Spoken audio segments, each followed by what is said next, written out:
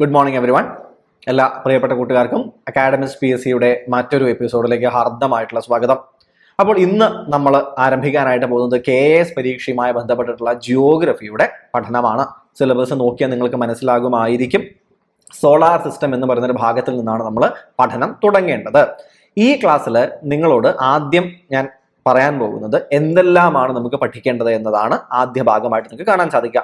കൃത്യമായ സിലബസ് നമ്മൾ എന്ത് ചെയ്യുന്നുണ്ട്, എന്തെല്ലാം നിങ്ങൾ പഠിക്കണം, സോ ദാറ്റ് നിങ്ങൾക്ക് ഒരു ഐഡിയ വേണം പഠിച്ചു പോകുന്ന സമയത്ത്. കാരണം KS പോലൊരു പരീക്ഷയ്ക്ക് കുറെ കാടടച്ച് പഠിക്കുക എന്നതല്ല, കൃത്യമായ കാര്യങ്ങൾ തീർക്കുക എന്നാണ് നമ്മൾ ചെയ്യേണ്ടത്. അതാണ് ഫസ്റ്റ് പോയിന്റ്. സോ പഠിക്കേണ്ട കാര്യങ്ങൾ വ്യക്തമായിട്ട് ആദ്യം പറഞ്ഞു തരുന്നുണ്ട്.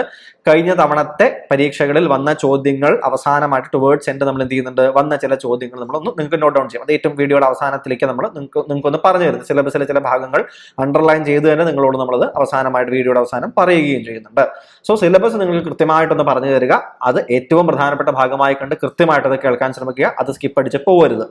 രണ്ടാമതായിട്ട് നമ്മൾ യൂണിവേഴ്സ് എന്ന തലത്തിൽ നമ്മൾ പഠിച്ചു തുടങ്ങുന്നു. ബിഗ് ബാങ് തിയറിയും അതുപോലുള്ള കാര്യങ്ങൾ നമ്മൾ പഠിച്ചു തുടങ്ങുന്നു. സോളാർ സിസ്റ്റത്തിലേക്ക് നമ്മൾ ഇത് ചെയ്യുകയാണ്, വേഗത്തിൽ യാത്ര തുടങ്ങുകയാണ്. പ്രത്യേകിച്ച് ഈ അടുത്തായിട്ട് വന്നിട്ടുള്ള ലിഗോ പോലെയൊക്കെയുള്ള ഗ്രാവിറ്റേഷണൽ വേവിന്റെ കണ്ടുപിടുത്തം, അത് നമ്മൾ 1905 1915 സമയങ്ങളിൽ ഐൻസ്റ്റൈൻ തുടങ്ങി വെച്ച പഠനത്തിൻ്റെതായിട്ടുള്ള ഒരു കൾമിനേഷൻ, അവയുടെ ഒരു എക്സ്പെരിമെന്റൽ ആയിട്ടുള്ള എവിഡൻസ് ഒക്കെ കിട്ടിയ കാര്യങ്ങൾ, ഇതൊക്കെ കറണ്ട് അഫയേഴ്സ് റിലേറ്റഡ് ആയിട്ടും ഇമ്പോർട്ടന്റ് ആണ്. സോ ഈ കാര്യങ്ങളെല്ലാമാണ് നമ്മൾ ഇന്നത്തെ ക്ലാസ്സിൽ ചർച്ച ചെയ്യുന്നത്.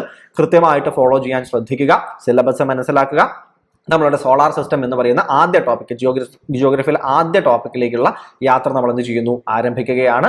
ഓരോരോ ഭാഗങ്ങളായി നമുക്ക് പഠിച്ചു പോകാം. വേൾഡ് ജിയോഗ്രഫിയും ഇന്ത്യൻ ജിയോഗ്രഫിയും ഞാനായിരിക്കും നിങ്ങളുമായിട്ട് ചർച്ച ചെയ്യുന്നത്. കേരള ജിയോഗ്രഫി എന്ന് പറയുന്ന ഭാഗം അതുലായിരിക്കും നിങ്ങൾക്ക് എടുത്തു തരുന്നത്. സോ നമുക്ക് എന്ത് ചെയ്യാം, ജിയോഗ്രഫി എന്ന് പറയുന്ന ഈ ഒരു ഭാഗത്തിന്റെ ചർച്ച, പഠനം രസകരമായിട്ട് നമുക്ക് ഇപ്പോൾ ആരംഭിക്കാം. എല്ലാവർക്കും സ്വാഗതം. Good morning every one. എല്ലാ പ്രിയപ്പെട്ട കൂട്ടുകാർക്കും അക്കാഡമിക്സിൻ്റെ മറ്റൊരു കോഴ്സിലേക്ക് ഹാർദമായിട്ടുള്ള സ്വാഗതം. നമ്മൾ ഇന്നിവിടെ ഒരു ജിയോഗ്രഫിയുടെ ഒരു പുതിയ കോഴ്സ് ആരംഭിക്കാനായിട്ട് പോവുകയാണ്. എൻ്റെ പേര് അപൂർവദാസ്. നമ്മൾ ജിയോഗ്രഫിയുടെ, നമ്മൾ പൊളിറ്റിയുടെ കോഴ്സ് ഓൾറെഡി നമ്മൾ തുടങ്ങിയിട്ടുണ്ട്. നമ്മളതിൽ പരിചയപ്പെട്ടിട്ടുണ്ട്. നിങ്ങൾ കുറേ ആളുകളെങ്കിലും പരിചയപ്പെട്ടിട്ടുണ്ടാവുമെന്ന് ഞാൻ വിശ്വസിക്കുന്നു. ജിയോഗ്രഫിയിൽ നമ്മൾ കേരള അഡ്മിനിസ്ട്രേറ്റീവ് സർവീസ് റിലേറ്റഡ് ആയിട്ടുള്ള ജിയോഗ്രഫിയുടെ ഈ ഒരു ക്ലാസ്സിൽ, ആദ്യത്തെ ക്ലാസ്സിൽ നമ്മൾ പ്രധാനമായിട്ടും നിങ്ങൾക്ക് എന്താണ് നമ്മളുടെ കംപ്ലീറ്റ് ആയിട്ടുള്ള ഒരു ജിയോഗ്രഫിയിൽ നമ്മൾ നമ്മൾ ഇന്നത്തെ കോഴ്സ് കൊണ്ട്, ഇന്ന് തുടങ്ങുന്ന കോഴ്സ് കൊണ്ട് നമ്മൾ പ്രധാനമായിട്ടും നമ്മൾ പഠിക്കുന്നതിന് വേണ്ടി ഉദ്ദേശിക്കുന്നത് എന്ന് നമ്മൾ പറയുന്നുണ്ട്. അതുപോലെ തന്നെ നമ്മൾ ഒരു സോളാർ സിസ്റ്റം എന്ന പേഴ്സ്പെക്റ്റീവിൽ നിന്ന് നമ്മൾ ക്ലാസ്സുകൾ തുടങ്ങാനാണ് നമ്മളുടെ സിലബസ് അനുസരിച്ച്, കഴിഞ്ഞ സിലബസ് അനുസരിച്ച് നമ്മൾ തീരുമാനിച്ചിട്ടുണ്ടായിരുന്നത്. ബട്ട് അതിനു മുൻപായിട്ട് ഒരു യൂണിവേഴ്സ് എന്ന തലത്തിൽ നിങ്ങൾക്ക് എന്ത് ചെയ്യേണ്ടതുണ്ട്, നമുക്ക് എല്ലാവർക്കും ചില കാര്യങ്ങൾ നമ്മൾ വ്യക്തമായിട്ട് മനസ്സിലാക്കേണ്ടതുണ്ട്. അപ്പോൾ അതിനെക്കുറിച്ചുള്ളൊരു ഇൻട്രൊഡക്ഷനും കൂടിയാണ് നമ്മൾ ആദ്യത്തെ KSന്റെ ജിയോഗ്രഫി ക്ലാസ്സിലൂടെ നമ്മൾ ഉദ്ദേശിക്കുന്നത്. സിലബസ് പരിചയപ്പെടുന്ന സമയത്ത് തന്നെ അതിനോടൊപ്പം ചേർത്തിട്ട് കഴിഞ്ഞ തവണ ഒരു വേൾഡ് ജിയോഗ്രഫി എന്നൊരു തലത്തിൽ നിന്ന് വന്നിട്ടുള്ള ചില ക്വസ്റ്റ്യൻസ്, അല്ലെങ്കിൽ ആ ക്വസ്റ്റ്യൻസ് ഏതെല്ലാം ഭാഗങ്ങളിൽ നിന്ന് വന്നു എന്നതുകൂടി നിങ്ങളോട് പറഞ്ഞു പോകാനായിട്ട് ഉദ്ദേശിക്കുന്നുണ്ട്. ഇന്ത്യൻ ജിയോഗ്രഫി എന്ന് പറയുന്ന ഒരു ഭാഗം നമ്മൾ സെപ്പറേറ്റ് ആയിട്ട് ഈ ആദ്യത്തെ വേൾഡ് ജിയോഗ്രഫിയുടെ പ്രധാനപ്പെട്ട കൺസെപ്റ്റുകളെല്ലാം പഠിച്ചതിന് ശേഷം നമ്മൾ ആരംഭിക്കുന്നതായിരിക്കും. അപ്പോൾ നമുക്ക് എന്ത് ചെയ്യാം, സമയം കളയാതെ നമുക്ക് എവിടേക്ക് കടക്കാനായിട്ട് ശ്രമിക്കാം.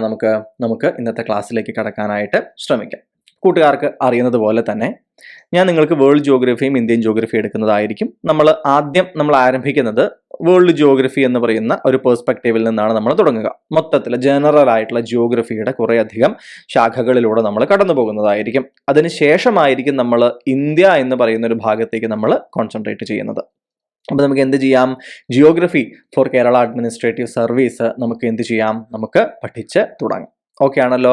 അപ്പോൾ നമ്മളുടെ ഇന്നത്തെ പുതിയൊരു കോഴ്സിലേക്ക് എല്ലാ പ്രിയപ്പെട്ട കൂട്ടുകാരെയും ഹാർദമായിട്ട് നമ്മൾ സ്വാഗതം ചെയ്യുകയാണ്. നമുക്ക് വളരെയധികം വേഗത്തിൽ എന്ത് ചെയ്യാം, നമുക്ക് ഓരോരോ ഭാഗങ്ങളായിട്ട് പഠിച്ചു പോകാം. അപ്പോൾ ആദ്യമായിട്ട് എന്തെല്ലാമാണ് നമുക്ക് പഠിക്കാനുള്ളത് എന്ന കാര്യം നമ്മൾ എന്ത് ചെയ്യേണ്ടതുണ്ട്, നമ്മൾ കൃത്യമായിട്ടൊന്ന് മനസ്സിലാക്കേണ്ടതായിട്ടുണ്ട്. അപ്പോൾ എന്തെല്ലാമാണ് നമുക്ക് പഠിക്കേണ്ടത്, എന്തെല്ലാമാണ് നമ്മൾ മനസ്സിലാക്കേണ്ടത് എന്ന് ചോദിക്കുന്ന സമയത്ത് തീർച്ചയായിട്ടും ഒരു സിലബസിൽ സ്റ്റിക്ക് ഓൺ ചെയ്തുകൊണ്ട് തന്നെ പോകുന്നതായിരിക്കും നമുക്ക് ഏറ്റവും അഭികാമ്യമായിട്ടുള്ളത്, അല്ലേ? അതുകൊണ്ട് വാട്ട് ടു സ്റ്റഡി എന്ന് പറയുന്ന കാര്യം നമുക്ക് എന്ത് ചെയ്യാം, നമുക്ക് ആദ്യം ഒന്ന് മനസ്സിലാക്കുന്നതിന് വേണ്ടിയിട്ട് ശ്രമിക്കാം.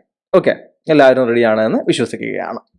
നമ്മളുടെ കഴിഞ്ഞ തവണത്തെ ഒരു സിലബസ് നമ്മൾ നോക്കുന്ന സമയത്ത് നമുക്ക് പഠിക്കാനായിട്ട് അല്ലെങ്കിൽ നമ്മുടെ സിലബസ് തുടങ്ങുന്നത് സോളാർ സിസ്റ്റത്തിനെ കുറിച്ചിട്ടുള്ള കാര്യങ്ങൾ മനസ്സിലാക്കിക്കൊണ്ടാണ് നമ്മളുടെ ഒരു പഠനം തുടങ്ങുന്നതായിട്ട് നമുക്ക് കാണാൻ സാധിക്കുന്നത്. സോളാർ സിസ്റ്റത്തിനെ കുറിച്ച് പഠിച്ചുകൊണ്ടാണ് നമുക്ക് ഒരു പഠനം തുടങ്ങുന്നതായിട്ട് നമുക്ക് കാണാൻ സാധിക്കുന്നത്. Okay, fine. അപ്പോൾ സോളാർ സിസ്റ്റം എന്ന് പറയുമ്പോൾ എന്തെല്ലാം വരും? നമ്മൾ തീർച്ചയായിട്ടും സൂര്യനെ കുറിച്ചിട്ടുള്ള കാര്യങ്ങൾ പഠിക്കേണ്ടി വരും.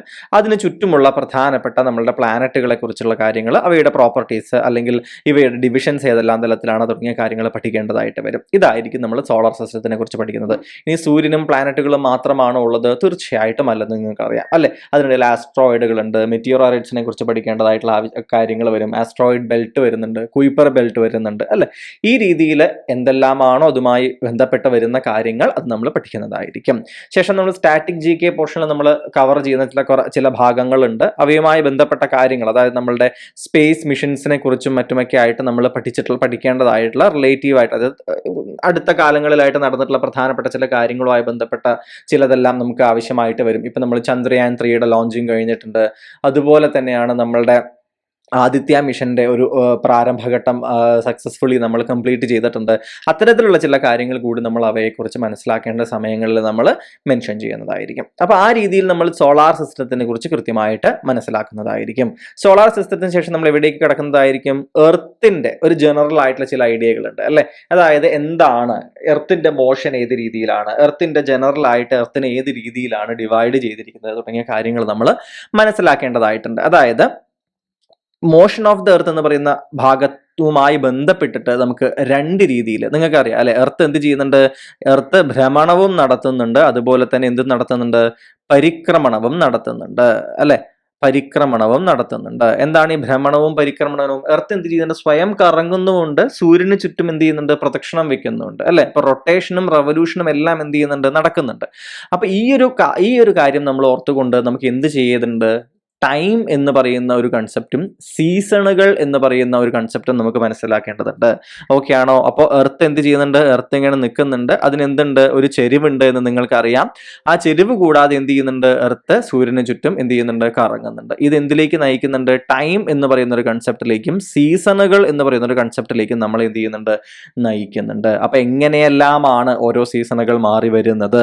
ഇക്വിനോക്സുകൾ എന്തെല്ലാമാണ്? സോളിസ്റ്റൈസുകൾ എന്തെല്ലാമാണ്? നോർത്തേൺ സൈഡിലേക്കും സതേൺ സൈഡിലേക്കും പോകുന്നു. ഉത്തരായനം ദക്ഷിണായനം എന്നൊക്കെ നമ്മൾ പഠിക്കാറില്ലേ? അത്തരത്തിലുള്ള കാര്യങ്ങളെല്ലാം, അത്തരം പ്രതിഭാസങ്ങൾ ഏത് രീതിയിൽ ഏത് മാസങ്ങളിൽ എന്തുകൊണ്ട് സംഭവിക്കുന്നു തുടങ്ങിയവ നമ്മൾ വിത്ത് ഡയഗ്രാംസ് നമുക്ക് എന്ത് ചെയ്യേണ്ടതുണ്ട്? നമുക്ക് മനസ്സിലാക്കേണ്ടതായിട്ടുണ്ട്. അവ നമ്മൾ മനസ്സിലാക്കുന്നതായിരിക്കും. അപ്പോൾ ഇത് എന്താണ്? എർത്തിനെ കുറിച്ചിട്ടുള്ള ഒരു ബേസിക് ആയിട്ടുള്ള കാര്യം. അപ്പോൾ ഈ ടൈമും സീസണും പഠിക്കണം എന്നെങ്കിൽ നമ്മൾ എന്ത് പഠിക്കേണ്ടി വരും? നമ്മൾ ലാറ്റിറ്റ്യൂഡുകൾ എന്താണ് എന്ന്, ലോഞ്ചിറ്റ്യൂഡുകൾ എന്താണ് എന്ന് നമുക്ക് എന്ത് ചെയ്യേണ്ടി വരും? നമുക്ക് പഠിക്കേണ്ടതായിട്ട് വരും. കാരണം ഈ ലാറ്റിറ്റ്യൂഡുകളും ലോഞ്ചിറ്റ്യൂഡുകളും പഠിക്കുന്ന സമയത്താണ് ഇമ്പോർട്ടൻ്റ് ആയിട്ടുള്ള ലാറ്റിറ്റ്യൂഡുകൾ ഏതെല്ലാമാണ്, ലോഞ്ചിറ്റ്യൂഡുകൾ ഏതെല്ലാമാണ് അല്ലെ. അതായത് പ്രൈം മെറിഡിയൻ ഉണ്ടാവും, ഇന്റർനാഷണൽ ഡേറ്റ് ലൈൻ, നമുക്ക് 180 ഡിഗ്രി അപ്പുറം പോയാൽ ഇന്റർനാഷണൽ ഡേറ്റ് ലൈൻ നമുക്ക് പഠിക്കേണ്ടതായിട്ടുണ്ട്. ഇത്തരത്തിൽ ലാറ്റിറ്റ്യൂഡുകളെയും ലോഞ്ചിറ്റ്യൂഡുകളുടെയും ഡിവിഷൻ കൃത്യമായി പഠിക്കേണ്ടതുണ്ട്. കാരണം ലാറ്റിറ്റ്യൂഡുകൾ നമുക്ക് തരുന്ന ചില കൺസെപ്റ്റുകളുണ്ട്, ലോഞ്ചിറ്റ്യൂഡുകൾ നമുക്ക് തരുന്ന ചില കൺസെപ്റ്റുകളുണ്ട്. ഇപ്പോൾ ലോഞ്ചിറ്റ്യൂഡുകളുടെ ഈ വ്യത്യാസമാണ് നമുക്ക് എന്തുള്ള കൺസെപ്റ്റ് മനസ്സിലാക്കുന്നത്? ഒരു സ്ഥലത്ത് ഒരു സമയമാകുമ്പോൾ മറ്റൊരിടത്ത് മറ്റൊരു സമയം നമുക്ക് ലഭിക്കുന്നത് അല്ലെ. അപ്പോൾ 15 ഡിഗ്രി ലോഞ്ചിറ്റ്യൂഡ് മാറുമ്പോൾ എങ്ങനെയുണ്ട്? എത്രത്തോളം സമയം വരും? എങ്ങനെയാണ് അത് 1 മണിക്കൂർ ആകുന്നത്? ഇനി 1 ഡിഗ്രി ആണെങ്കിൽ എത്ര വരുന്നുണ്ട്? ഇത്തരത്തിലുള്ള ചില കൺസെപ്റ്റുകളെല്ലാം ഉണ്ട്. മനസ്സിലാവുന്നുണ്ടോ നിങ്ങൾക്ക്? അപ്പൊ ഇത് നമുക്ക് എന്ത് ചെയ്യേണ്ടതുണ്ട്? കൃത്യമായിട്ട് മനസ്സിലാക്കേണ്ടതുണ്ട്. ഇതാണ് നമ്മൾ ടൈം എന്ന് പറയുന്ന കൺസെപ്റ്റിലും സീസൺസിലും നമ്മൾ ഭൂമിയുടെ ഡിവിഷൻസ്, ലോഞ്ചിറ്റ്യൂഡുകൾ, ലാറ്റിറ്റ്യൂഡുകൾ എന്നീ കാര്യങ്ങളിലൂടെ നമ്മൾ പഠിക്കാനായിട്ട് ശ്രമിക്കുന്നത്. മനസ്സിലായല്ലോ?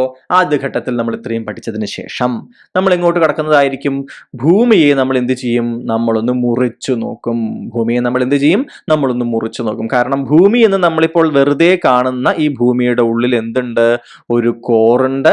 അതിന് മുകളിലായിട്ട് എന്ത് കിടക്കുന്നുണ്ട്? ഒരു മാന്റിൽ എന്ന് പറയുന്ന ഒരു ഭാഗം കിടക്കുന്നുണ്ട്. അതിനു മുകളിലാണ് ക്രസ്റ്റ്. ക്രസ്റ്റ് ഇത്ര വലിപ്പമൊന്നുമില്ല, മാന്റിലും കോറുമായി നോക്കുന്ന സമയത്ത് വളരെ തിന്നാണ് ക്രസ്റ്റ്.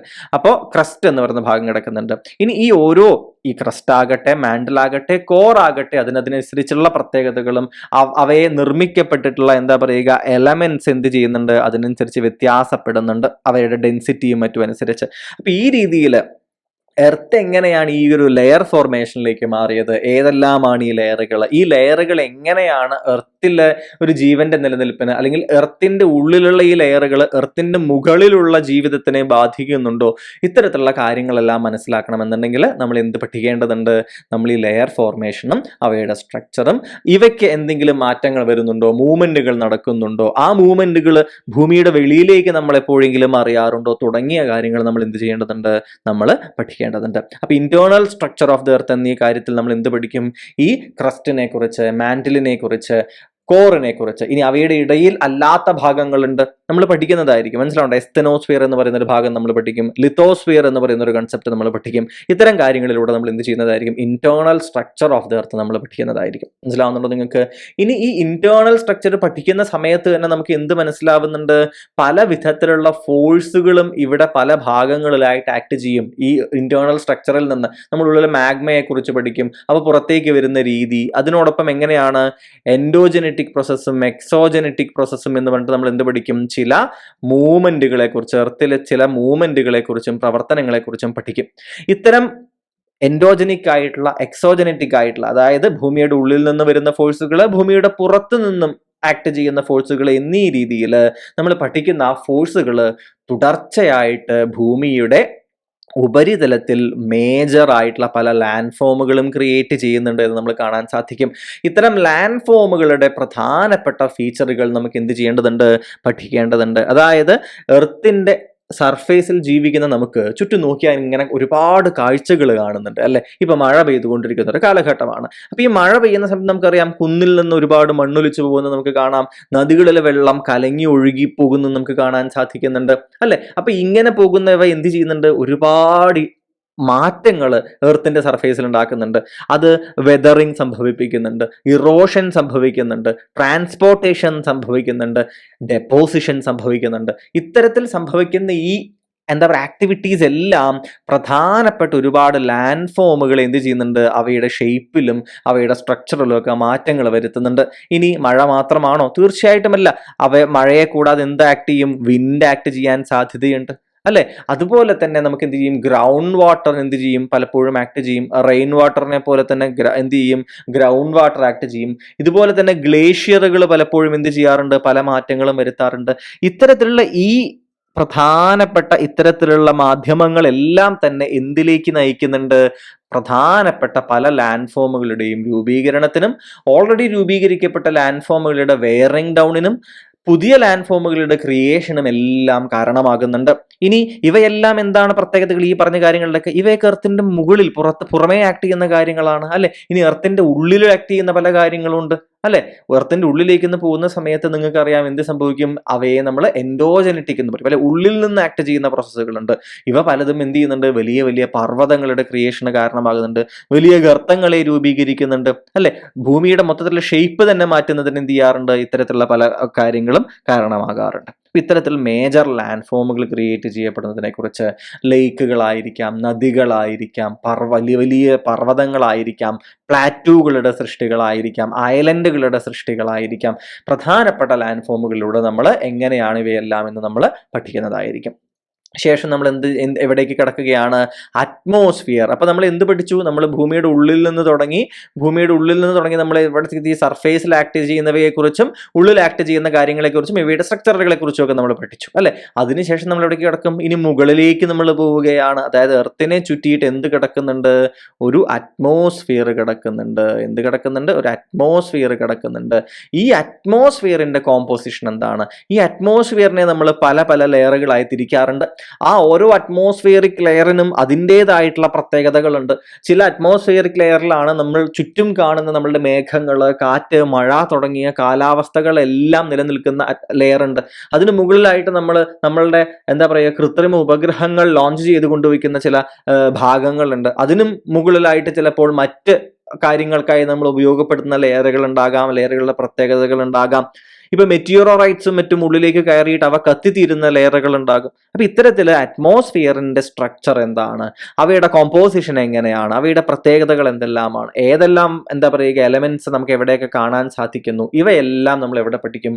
ഈ അറ്റ്മോസ്ഫിയറുമായി ബന്ധപ്പെട്ടിട്ടുള്ള ഭാഗത്ത് നമ്മൾ പഠിക്കുന്നതായിരിക്കും. ഇനി അറ്റ്മോസ്ഫിയറിന്റെ ഈ പ്രത്യേകതകൾ പഠിക്കുന്ന സമയത്ത് നമ്മൾ പറഞ്ഞിരുന്നു അല്ലെ, നമ്മൾ ട്രോപ്പോസ്ഫിയർ, സ്ട്രാറ്റോസ്ഫിയർ അങ്ങനെ പഠിച്ചു പോകുന്ന സമയത്ത് തന്നെ നമുക്ക് കാണാൻ കഴിയും അറ്റ്മോസ്ഫിയറിന്റെ, നമ്മളുടെ ഭൂമിയുമായി ബന്ധപ്പെട്ട, ഭൂമി ഇതാണ് എന്നുണ്ടെങ്കിൽ അവയ്ക്ക് ചുറ്റും ഈ എൻവലപ്പ് പോലെ ചുറ്റും നിൽക്കുന്ന ഈ അറ്റ്മോസ്ഫിയറിൽ എന്തുണ്ട്? വാട്ടർ വേപ്പർ ഉണ്ട് അല്ലെ. ഈ വാട്ടർ വേപ്പറിന്റെ ഒരു സാന്നിധ്യം എന്ന് പറയുന്നത് വളരെയധികം ഇമ്പോർട്ടന്റ് ആണ് നമുക്ക് അല്ലെ. നിങ്ങൾക്ക് അറിയാം ആ കാര്യങ്ങൾ. വാട്ടർ വേപ്പർ മുകളിൽ നിന്ന് വരുന്ന സൂര്യന്റെ പ്രകാശത്തെ എന്താണ് തിരിച്ച് റിഫ്ലക്ട് ചെയ്യാൻ സഹായിക്കുന്നുണ്ട്. ഈ വാട്ടർ വേപ്പർ പല രീതിയിലും എന്ത് ചെയ്യുന്നുണ്ട്? ഹ്യൂമിഡിറ്റിയെ കൺട്രോൾ ചെയ്യുന്നുണ്ട്, റെയിനിനെ കൺട്രോൾ ചെയ്യുന്നുണ്ട്. ഇത്തരത്തില് എന്ത് ചെയ്യുന്നുണ്ട്? വളരെയധികം കൃത്യമായി വാട്ടർ വേപ്പറിന്റെ അളവ് അന്തരീക്ഷത്തിന്റെ മൊത്തത്തിലുള്ളൊരു ക്ലൈമറ്റിനെ എന്ത് ചെയ്യുന്നുണ്ട്? സ്വാധീനിക്കുന്നുണ്ട്. ഇനി വാട്ടർ വേപ്പർ മാത്രമാണോ സ്വാധീനിക്കുന്നത്? തീർച്ചയായിട്ടുമല്ല. ക്ലൈമറ്റിനെ എന്ത് ചെയ്യുന്നത്? സ്വാധീനിക്കുന്ന ഒരുപാട് ഫാക്ടറുകളുണ്ട്. Those elements and factors that somehow effect this our climate എന്ത് ചെയ്യേണ്ടതുണ്ട്? നമുക്ക് മനസ്സിലാക്കേണ്ടതുണ്ട്. ആ ഭാഗങ്ങൾ നമ്മൾ എന്ത് ചെയ്യും? ആ ഒരു ടോപ്പിക്കിൽ കവർ ചെയ്യുന്നതായിരിക്കും. ശേഷം എയർ മാസസും ഫ്രണ്ട്സും, അത് ഫ്രണ്ട്സ് അല്ല, ഇത് കൂട്ടുകാരായി പോയി, ഫ്രണ്ട്. ഓക്കെ, ടൈപ്പോ എറർ ആണ്, ക്ഷമിക്കണം. ഫ്രണ്ട്സ്, എയർ മാസുകളും ഫ്രണ്ടുകളും ക്രിയേറ്റ് ചെയ്യപ്പെടുന്നുണ്ട്. അപ്പൊ ഈ എയർ മാസുകൾ എങ്ങനെയാണ് ചെയ്യപ്പെടുന്നത്? എയർ മാസുകൾ ഏത് രീതിയിലാണ് ക്രിയേറ്റ് ചെയ്യപ്പെടുന്നത്? അതായത് അറ്റ്മോസ്ഫിയറിൽ എന്ത് സംഭവിക്കും? ഭൂമിയിൽ നിങ്ങൾക്ക് അറിയാമല്ലേ, ഇപ്പൊ ഭൂമി ഇങ്ങനെ എടുക്കുകയാണെന്നുണ്ടെങ്കിൽ നമ്മൾ ലാറ്റിറ്റ്യൂഡുകൾ പഠിക്കുന്ന സമയത്തൊക്കെ നമ്മൾ പഠിക്കുന്നതായിരിക്കും സൂര്യൻ എങ്ങനെയാണ് ഓരോ ഭാഗങ്ങളിലും എത്തുന്നത്, സൂര്യന്റെ ചലനം അനുസരിച്ച് സൂര്യൻ എവിടം വരെ പോകും, ഒരു ഭാഗം വരെ സൂര്യന്റെ മൂവ്മെന്റ് കാണാൻ പറ്റും, അതിന് അപ്പുറത്തേക്ക് പോകില്ല. അതുകൊണ്ട് തന്നെ സൂര്യൻ ഓരോ സമയത്ത് നിൽക്കുന്ന സമയത്തും എന്തായിരിക്കും? സൂര്യരശ്മികൾക്ക് സഞ്ചരിക്കേണ്ട ദൂരം വ്യത്യസ്തമായിരിക്കും. ഈ സൂര്യരശ്മികൾ അതുകൊണ്ട് തന്നെ ഭൂമിയുടെ സർഫേസിനെ ചൂടാക്കുന്ന ഒരു റേറ്റ് വ്യത്യസ്തമായിരിക്കും. അതുകൊണ്ട് തന്നെ ഭൂമിയുടെ പോളാർ ഏരിയകളിൽ കാണുന്ന താപനില ആയിരിക്കില്ല എവിടെ കിട്ടുന്നത്? ഇക്വറ്റോറിയൽ റീജിയനിൽ നമുക്ക് കാണുന്നത്. ഈ താപനിലയുടെ വ്യത്യാസങ്ങൾ പ്രഷർ ഡിഫറൻസുകൾ ഉണ്ടാക്കുന്നതായിരിക്കും. ഈ പ്രഷർ ഡിഫറൻസുകൾ ഉണ്ടാകുന്ന സമയത്ത് ആ ഭാഗങ്ങളിൽ എന്തുണ്ടാകും? അവിടങ്ങളിൽ പ്രഷർ ഡിഫറൻസ് എപ്പോഴാണ് ഉണ്ടാകുന്നത്? വായു മുകളിലേക്ക് പോകും, ആ ഭാഗത്തേക്ക് മറ്റൊരു വായു നീങ്ങി വരും. ഇത്തരത്തിൽ എന്തുണ്ടാകും? ഒരുപാട് രീതിയിൽ അറ്റ്മോസ്ഫിയറിക് ഡിസ്റ്റർബൻസുകൾ നമുക്ക് കാണാൻ സാധിക്കും. വിൻഡുകൾ എന്ന രീതിയിൽ, കാറ്റുകൾ എന്ന രീതിയിൽ നമ്മൾ ചുരുക്കി വിളിക്കുന്ന ഈ ഒരു പേരിനെ നമുക്ക് നിരവധി ടേമുകളുടെ അല്ലെങ്കിൽ ഹെഡിങ്ങുകളുടെ അടിയിലേക്ക് വേർതിരിക്കാൻ പറ്റും. പ്ലാനറ്ററി വിൻഡുകൾ എന്ന രീതിയിൽ നമുക്ക് പഠിക്കാൻ പറ്റും, ലോക്കൽ വിൻഡുകൾ എന്ന രീതിയിൽ നമുക്ക് പഠിക്കാൻ പറ്റും, സീസണൽ ആയിട്ട് വീശുന്ന എന്തുണ്ട്? വിൻഡുകളുണ്ട്. ഇത്തരത്തിലുള്ള വിൻഡ് ഡിസ്ട്രിബ്യൂഷനെ കുറിച്ച്, വിൻഡ് പാറ്റേണുകളെ കുറിച്ച് നമ്മൾ എന്ത് ചെയ്യുന്നതായിരിക്കും? നമ്മൾ പഠിക്കുന്നതായിരിക്കും. മനസ്സിലാവുന്നുണ്ടോ നിങ്ങൾക്ക്? ഈ കാര്യം ചെയ്യുക, വളരെ കൃത്യമായിട്ട് കൂട്ടുകാര് ആലോചിക്കുന്നതിന് വേണ്ടിയിട്ട് ശ്രമിക്കുക. ഇനി അപ്പൊ നമ്മൾ ഏതൊക്കെ ഭാഗങ്ങൾ കഴിഞ്ഞിട്ടുണ്ട്? നമ്മൾ ജനറൽ ആയിട്ടുള്ള ഒരു എർത്തിനെ കുറിച്ചിട്ടുള്ള ഒരു അടിസ്ഥാനപരമായിട്ടുള്ള കാര്യങ്ങൾ മനസ്സിലാക്കി. ഇനി നമ്മൾ നോക്കുന്ന സമയത്ത് മറ്റൊരു ഭാഗം കിടക്കുന്നുണ്ട്. എന്താണ് ആ കിടക്കുന്നത്? ഓഷ്യൻസ് ആണ്. എന്താണ്? സമുദ്രങ്ങൾ. ഓഷ്യൻസ് അഥവാ സമുദ്രങ്ങൾ നമുക്ക് എന്ത് ചെയ്യേണ്ടതുണ്ട്? പഠിക്കേണ്ടതുണ്ട്. വളരെയധികം ഇമ്പോർട്ടൻ്റ് ആണ്. കാരണം പല രീതിയിലും സമുദ്രങ്ങൾ ഇമ്പോർട്ടൻ്റ് ആണ്. ഇപ്പോൾ ഈ അടുത്ത് എന്ത് കഴിഞ്ഞിട്ടുണ്ടായിരുന്നു? G20 കഴിഞ്ഞിട്ടുണ്ടായിരുന്നു അല്ലെ. അപ്പൊ G20 കഴിഞ്ഞ സമയത്ത് ഒരുപാട് ചർച്ചകൾ പല കാര്യങ്ങളുടെ ഭാഗത്തും നടന്ന സമയത്തും നമ്മൾ മനസ്സിലാക്കിയുള്ള ഒരു കാര്യമായിരുന്നു ഇന്ത്യൻ ഓഷ്യൻ എന്ന് പറയുന്ന ഒരു ഭാഗത്തെ, ഇന്ത്യൻ ഓഷ്യനിൽ മാത്രമല്ലെങ്കിലും ഇന്ത്യൻ ഓഷ്യനിൽ എന്ത് ചെയ്യേണ്ടതുണ്ട്? ഫ്രീ നാവിഗേഷൻ എന്താണ് ഉറപ്പിക്കേണ്ടതുണ്ട് എന്ന് നമ്മൾ ആണയിട്ട് പറയുന്നുണ്ട്. അതുപോലെ തന്നെ സൗത്ത് ചൈനീസ് സീ എന്ന് പറയുന്ന ഒരു ഭാഗത്ത്, സൗത്ത് ചൈനീസ് സീയുടെ ഭാഗത്ത് എന്താണ്? ചൈന ഈ അടുത്ത് പുതിയൊരു മാപ്പ് ഇറക്കിയിട്ടുണ്ടായിരുന്നു അല്ലെ. ജിയോഗ്രഫി റിലേറ്റഡ് തന്നെയാണ് തീർച്ചയായിട്ടും അതും. ചൈന ഈ അടുത്ത് ഇറങ്ങിയിട്ടുണ്ടായിരുന്ന ഒരു മാപ്പിനെതിരെ ഒരുപാട് രാഷ്ട്രങ്ങൾ അതിശക്തമായി പ്രതികരിച്ചിരുന്നു അല്ലെ. ഇന്ത്യയും ചൈനയും തമ്മിൽ സ്ഥിരം നടക്കുന്നതാണ്. ഇന്ത്യ പ്രതികരിച്ചു. നേപ്പാളിന് വേറൊരു പ്രശ്നമായിരുന്നു. ഇന്ത്യയുടെ ഭാഗമല്ല, നേപ്പാളിന്റെ ഭാഗമാണ് എന്ന് നേപ്പാൾ പറയുന്ന ഒരു ഭാഗം ചൈനയുടെ പുതിയ മാപ്പിൽ ഇന്ത്യയിലാണ് എന്ന് പറഞ്ഞിട്ടുള്ള പ്രശ്നമായിരുന്നു നേപ്പാളിന്. അത് വേറെ എന്താ പറയാ ഭ്രാന്ത്. അത് ഓർത്തിച്ചിരിക്കാനേ നമുക്ക് പറ്റുള്ളൂ. അത് പോട്ടെ. ഇനി അതിനുശേഷം വിയറ്റ്നാം ആകട്ടെ, ചുറ്റുമുള്ള ഈവൻ റഷ്യ, ഇപ്പൊ ഏറ്റവും അധികം സ്ട്രാറ്റജിക്കലി ചൈനയെ ഏറ്റവും അധികം സ്വന്തമായിട്ട് വേണമെന്ന് കരുതുന്ന റഷ്യ അടക്കം എന്ത് ചെയ്യേണ്ടതായിട്ട് വന്നു? ഒരു 3 ദിവസത്തോളം കഴിഞ്ഞിട്ടാണെങ്കിലും തിരിച്ചെന്ത് ചെയ്യേണ്ടി വന്നു? ചൈനയോട് പ്രതികരിക്കേണ്ടി വന്നു. അപ്പൊ ഈ പുതിയ ഒരു മാപ്പ് ഇറക്കിയിട്ടുണ്ട്. അതിൽ നിങ്ങൾക്ക് അറിയാലോ 9 ലൈൻ, നിങ്ങൾ അത് എക്സാം റിലേറ്റഡ് ആയിട്ട് നിങ്ങൾ മനസ്സിലാക്കേണ്ട ചില കാര്യങ്ങളൊക്കെ തന്നെയാണത്. 9 ലൈൻ, 8 ലൈൻ, അതുപോലത്തെ 11 ലൈൻ എന്നൊക്കെ പറഞ്ഞിട്ട് പല ഡാഷ് ലൈനുകളാക്കിയിട്ട്, അതായത് സൗത്ത് ചൈനീസ് സീയുടെ ഭാഗത്ത്, സൗത്ത് ചൈനീസ് ഏതാണ്ട് ഇങ്ങനെയാണ് കിടക്കുന്നത് നിങ്ങൾ വിചാരിക്കും ഇവിടെ ചൈന ഉണ്ടാകും, ഇവിടെ വിയറ്റ്നാം കിടക്കുന്നുണ്ട്, ഇവിടെ മലേഷ്യ ഇന്തോനേഷ്യ ഒക്കെ കിടക്കുന്നുണ്ട്, ഫിലിപ്പൈൻസ് ഇവിടെ കിടക്കുന്നുണ്ട്.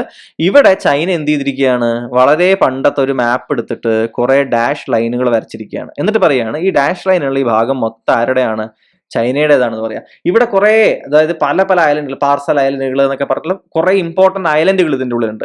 ഇനി ചൈനയ്ക്ക് ഇത് എന്തിന്റെയാണ് ആവശ്യം എന്ന് വെച്ച് കഴിഞ്ഞാൽ, ഇവിടം എന്ന് പറയുന്നത് മിനറൽ റിച്ച് ആണ്. എന്താണ്, ഈ ഭാഗങ്ങള്, പസഫിക് ഓഷ്യന്റെ ഈ ഭാഗം മിനറൽ റിച്ച് ആണ്. അപ്പൊ ഇത് മുഴുവൻ ചൈനയ്ക്ക് വേണം. അതാണ് അടിസ്ഥാനപരമായിട്ടുള്ള ഒരു ആവശ്യം. പക്ഷേ നമുക്ക് അറിയാവുന്ന കാര്യമാണ് അല്ലെ, എക്സ്ക്ലൂസീവ് എക്കണോമിക് സോൺ എന്ന് പറയുന്നത് എന്ത് ചെയ്യുന്നുണ്ട്, അങ്ങോട്ട് നീണ്ടു കിടക്കുന്നുണ്ട്. അതായത് നമുക്ക് ഒരു എന്താ പറയുക 200 നോട്ടിക്കൽ മൈൽ വരെ എന്ത് ചെയ്യാം, ഓരോ രാജ്യങ്ങൾക്കും തങ്ങളുടേതായിട്ടുള്ള ആവശ്യങ്ങൾക്ക് ഉപയോഗപ്പെടുത്താൻ പറ്റും. പക്ഷെ ചൈന പറയുന്നത് എന്താണ്, ഇപ്പൊ ഇപ്പുറത്ത് വിയറ്റ്നാമിന്റെ നോക്കുന്ന സമയത്ത് വിയറ്റ്നാം ഏതാണ്ട് ഇവിടം വരെ ചിലപ്പോൾ വരും. അപ്പുറത്ത് അടുത്തുള്ള മലേഷ്യയുടെ നോക്കുന്ന സമയത്ത്, അല്ലെങ്കിൽ ഏതാ പറയുന്നത് തായ്ലൻഡ് നോക്കുന്ന സമയത്ത്, ഓരോ രാജ്യങ്ങളിലും നോക്കുകയാണെന്ന് വെച്ചാലും എന്ത് ചെയ്യും, അവരെല്ലാം ഇതിന്റെ ഉള്ളിലേക്കുള്ള കുറെ ഭാഗം അവരുടേതായിരിക്കും. എന്നിട്ട് ചൈനയ്ക്ക് ചൈനയുടേതായിട്ടുള്ള ഒരു ഭാഗമായിരിക്കും ഉണ്ടാവുക. എത്രയായിരിക്കും ചിലപ്പോൾ ചൈനയ്ക്ക് ഉണ്ടാവുക. പക്ഷെ ചൈന പറയുന്നത് എന്താ, ഇത് മൊത്തം ഈ 9 ഡാഷ് ലൈൻ ഇട്ട ഭാഗം മൊത്തം ആരുടേതാണ്, ചൈനയുടേതാണെന്നാണ് ചൈന പറയുന്നത്. അപ്പൊ ഇത്തരത്തില് ഓഷ്യൻസ് എന്ന് പറയുന്നത് പുതിയ ലോകത്തില്, പുതിയ സ്ട്രാറ്റജിക് വേൾഡില് വളരെയധികം എന്താണ് ഇമ്പോർട്ടന്റ് ആയിട്ട് വരികയാണ്. നിങ്ങൾ ഹിസ്റ്ററി നോക്കുന്ന സമയത്ത് നിങ്ങൾക്ക് അറിയാം, ഓഷ്യൻസ് എന്ന് പറയുന്നത് എല്ലാ കാലഘട്ടത്തിലും ഒരു ജിയോ പൊളിറ്റിക്കൽ സിനാരിയോകൾ നോക്കുകയാണെങ്കിൽ ഇമ്പോർട്ടന്റ് ആയിരുന്നു അല്ലെ. ബ്രിട്ടീഷുകാർ എന്തുകൊണ്ടാണ് ഇത്രയധികം സക്സസ്ഫുൾ ആയത് എന്ന് കൂട്ടുകാർ ആലോചിച്ചിട്ടുണ്ടോ? പല കാരണങ്ങളുണ്ട് ബ്രിട്ടീഷുകാർക്ക്. അതിൽ നമ്മൾ പലതും പറയാറുണ്ട്. ഇൻഡസ്ട്രിയൽ റവല്യൂഷൻ പറയാറുണ്ട്, അവരുടെ റെനേസൻസ് മൂവ്മെന്റ് പറയാറുണ്ട്, അതുപോലെ തന്നെ ഇൻഡസ്ട്രിയൽ റവല്യൂഷൻ ഏറ്റവും വേഗത്തിൽ സ്റ്റാർട്ട് ചെയ്തത് ബ്രിട്ടനിലായിരുന്നു എന്ന് നമ്മൾ പറയാറുണ്ട്. അവരുടെ അഡ്മിനിസ്ട്രേറ്റീവ് എഫിഷ്യൻസിയെ കുറിച്ച് നമ്മൾ പറയാറുണ്ട്. ഇതിനെല്ലാത്തിനും പുറമെ പ്രധാനപ്പെട്ട ഒരു കാര്യമായിരുന്നു അവരുടെ നേവൽ ഫോഴ്സ്.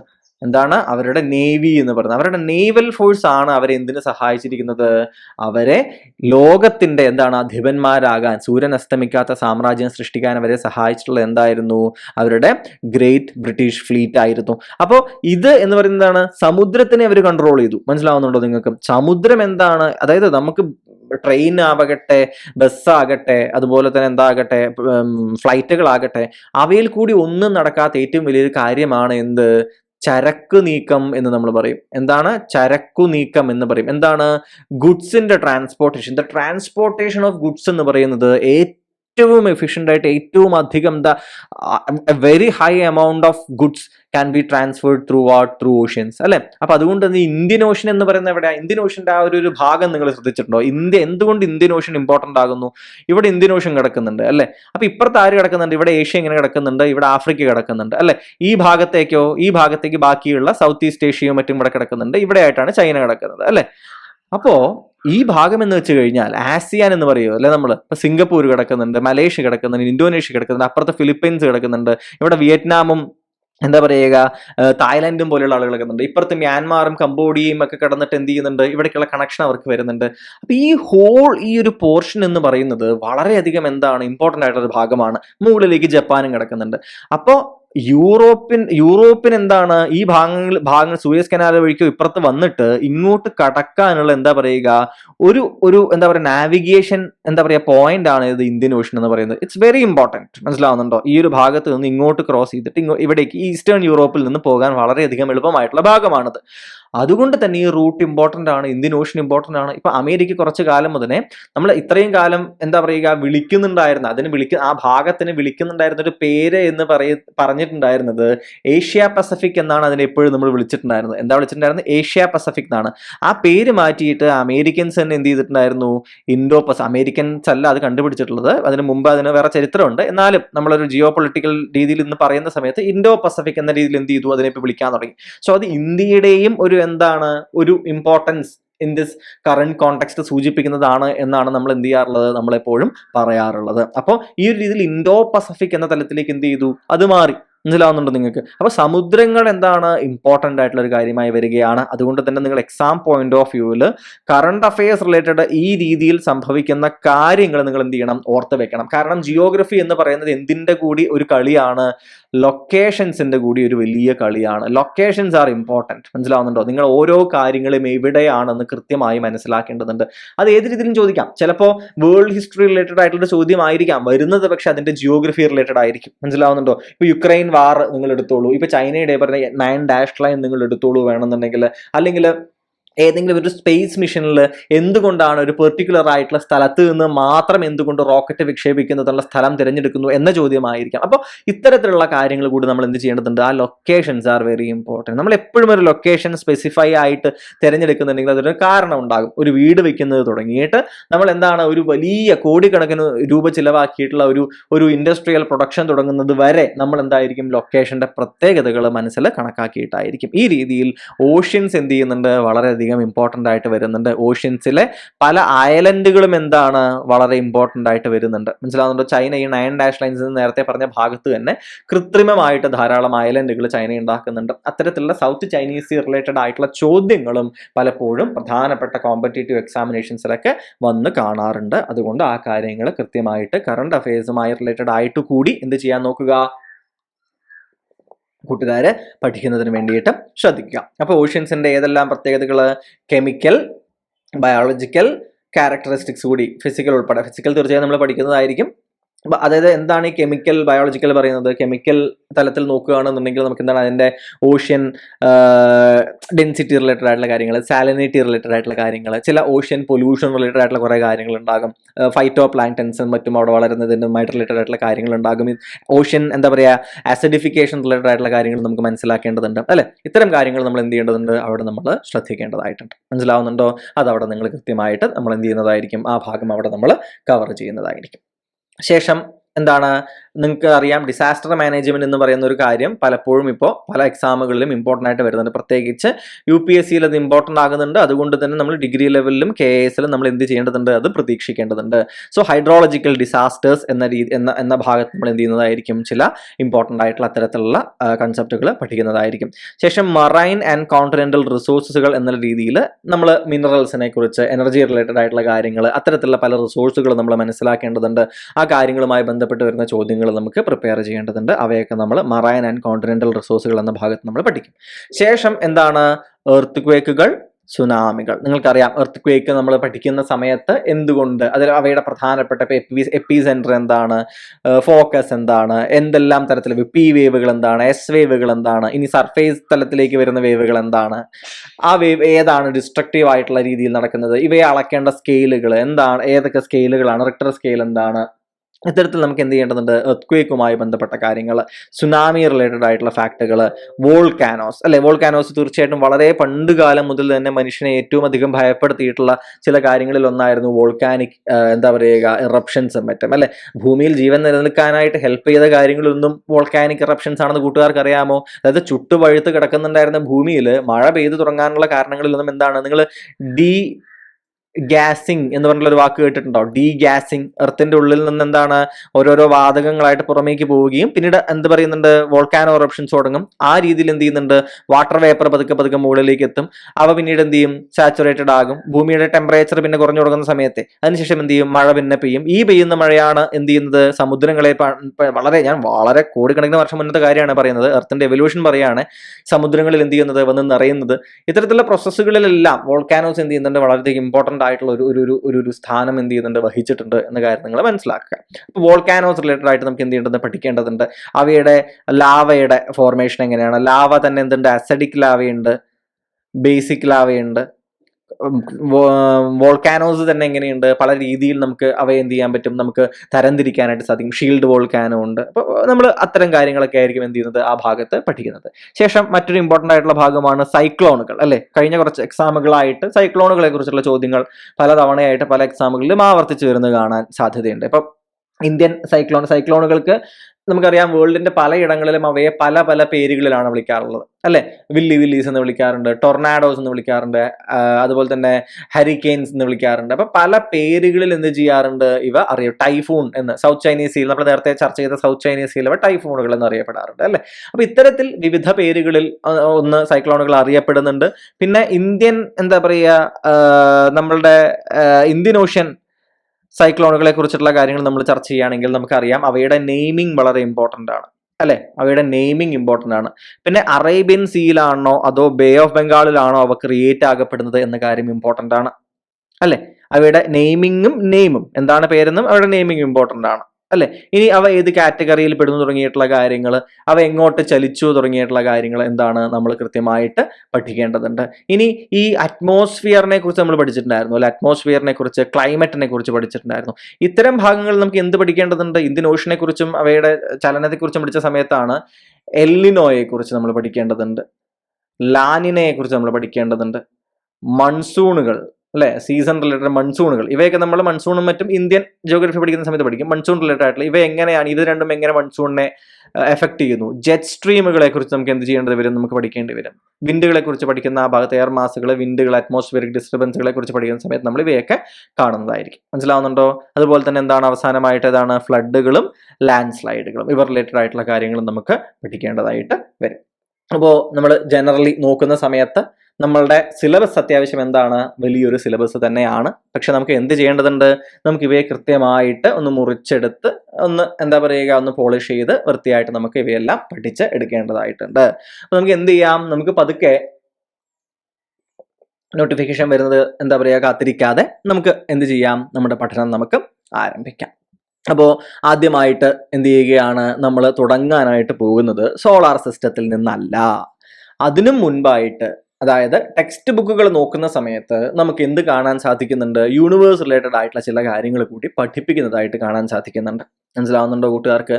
അപ്പോൾ ആ കാര്യങ്ങൾ ജനറൽ ആയിട്ടുള്ള ഒരു ഐഡിയ ഉണ്ടാക്കുന്നതിനായിട്ട് ഇതിനെക്കുറിച്ച് വളരെ ഡീപ്പായിട്ട് നമ്മൾ എന്ത് ചെയ്യുന്നതല്ല, നമ്മൾ പോകുന്നതല്ല. ബേസിക് ആയിട്ടുള്ള കാര്യങ്ങൾ മനസ്സിലാവുന്നുണ്ടോ? ഒരു തുടക്കത്തിലെ ക്ലാസ് എന്ന രീതിയിൽ വളരെ ബേസിക് ആയിട്ടുള്ള ചില കാര്യങ്ങൾ നമ്മൾ മനസ്സിലാക്കിക്കൊണ്ട് എന്ത് ചെയ്യുകയാണ്, നമ്മളുടെ ക്ലാസ്സുകൾ ആരംഭിക്കാനായിട്ട് പോവുകയാണ്. നിങ്ങൾക്കറിയാം, എല്ലാ PSCയുടെ എക്സാമുകളിലും അവസാനം അവർ താഴെ എഴുതുന്ന കാര്യമാണ്, ഈ പറഞ്ഞ സിലബസിൽ നിന്നല്ലാതെയുള്ള ചോദ്യങ്ങളും വരാം. പ്രത്യേകിച്ച് പുതിയൊരു കാലഘട്ടത്തിൽ നിങ്ങൾക്കറിയാം, എഗെയിൻ ഒരു സ്പേസ് റേസ് ആരംഭിച്ചിരിക്കുന്ന സമയമാണ്. എന്താണ് സ്പേസ് റേസ്? പണ്ട് ഒരു കാലഘട്ടത്തിൽ കോൾഡ് വാറിന്റെ സമയത്ത് ഹിസ്റ്ററിയിൽ നിങ്ങൾക്ക് അറിയാമായിരിക്കും അല്ലെ, USA-യും USSR-ഉം തമ്മിൽ എന്ത് നടന്നിട്ടുണ്ടായിരുന്നു, ഒരു സ്പേസ് റേസ് നടന്നിട്ടുണ്ടായിരുന്നു. ആരാണ് ആദ്യം ബഹിരാകാശത്തേക്ക് ആളെ അയക്കുക, ആരാണ് ആദ്യം ചന്ദ്രനിൽ ആളെ ഇറക്കുക തുടങ്ങിയ രീതിയിലുള്ള സ്പൈ സാറ്റലൈറ്റുകളുടെ ഉപയോഗം. ഇങ്ങനെ ഈ അടുത്ത് നിങ്ങൾക്ക് ചൈനയുടെ ഒരു ബലൂൺ അമേരിക്ക അലാസ്കയുടെ അപ്പുറത്തോ മറ്റോ, അലാസ്കയാണെന്ന് തോന്നുന്നുണ്ടോ, എനിക്ക് കൃത്യമായ സ്ഥലം ഓർമ്മ വരുന്നില്ല, അപ്പുറത്തോ മറ്റോ വെടിവെച്ചിട്ടതൊക്കെ നിങ്ങൾക്ക് ഓർമ്മയുണ്ടാകും അല്ലെ.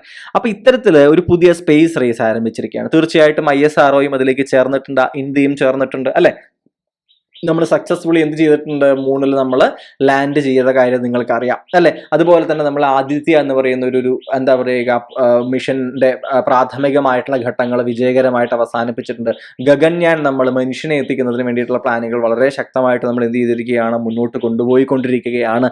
അപ്പൊ ഈ രീതിയിൽ ചൈനയും അതിനനുസരിച്ച് കാര്യങ്ങൾ ചെയ്യുന്നുണ്ട്. അമേരിക്ക എഗെയിൻ ചന്ദ്രനിൽ ആളുകളെ ഇറക്കാനുള്ള ഒരു എന്താ പറയുക ആർട്ടിമിസ് മിഷന്റെ പിന്നാലെയാണ് പോയിക്കൊണ്ടിരിക്കുന്നത്. അപ്പൊ ജനറലി പ്രധാനപ്പെട്ട പവറുകളെല്ലാം എന്ത് ചെയ്യുകയാണ്, ഇത്തരത്തിലുള്ള മിഷനുകളുടെ പിന്നാലെ ഓടിക്കൊണ്ടിരിക്കുകയാണ്. കാരണം എന്താണ്? കാരണം ഇത്തരത്തിലുള്ള മിഷനുകൾ പല ടെക്നോളജികളുടെയും കണ്ടുപിടിക്കലിലേക്ക് സഹായിക്കും. മിസൈൽ ടെക്നോളജി ആകട്ടെ, പല ടെക്നോളജികളെയും സോഫിസ്റ്റിക്കേറ്റഡ് ആക്കാൻ അത് എന്ത് ചെയ്യും, സഹായിക്കും.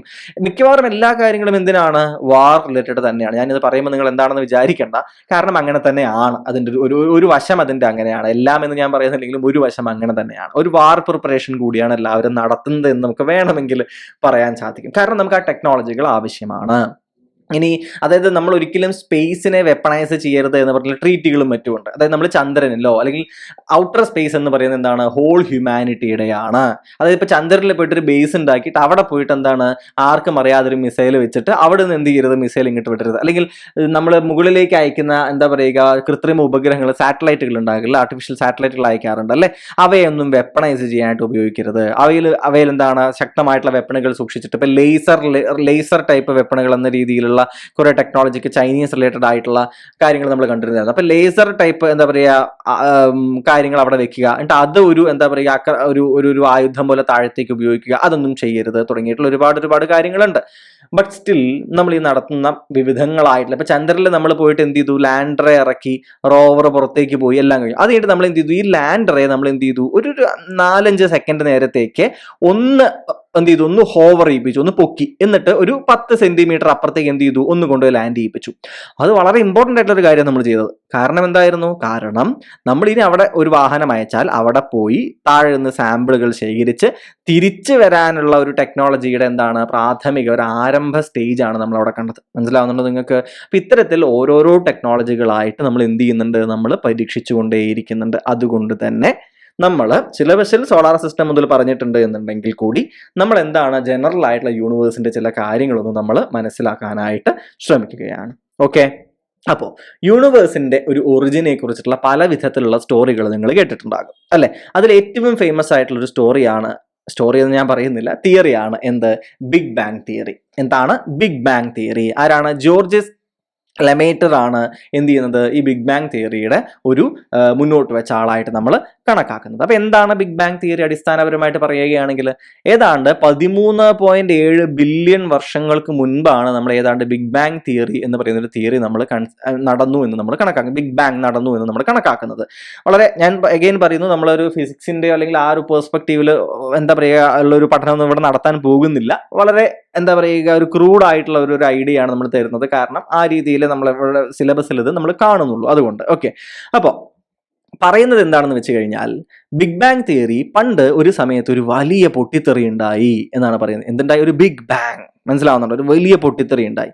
ആ പൊട്ടിത്തെറിയിൽ നിന്നാണ് എന്ത് ചെയ്യുന്നത്, പിന്നീട് ഈ പൊട്ടിത്തെറിച്ച സാധനങ്ങളൊക്കെ എന്ത് ചെയ്തു, ഓരോ വശത്തേക്ക് ഇങ്ങനെ ചെതറിപ്പോയി.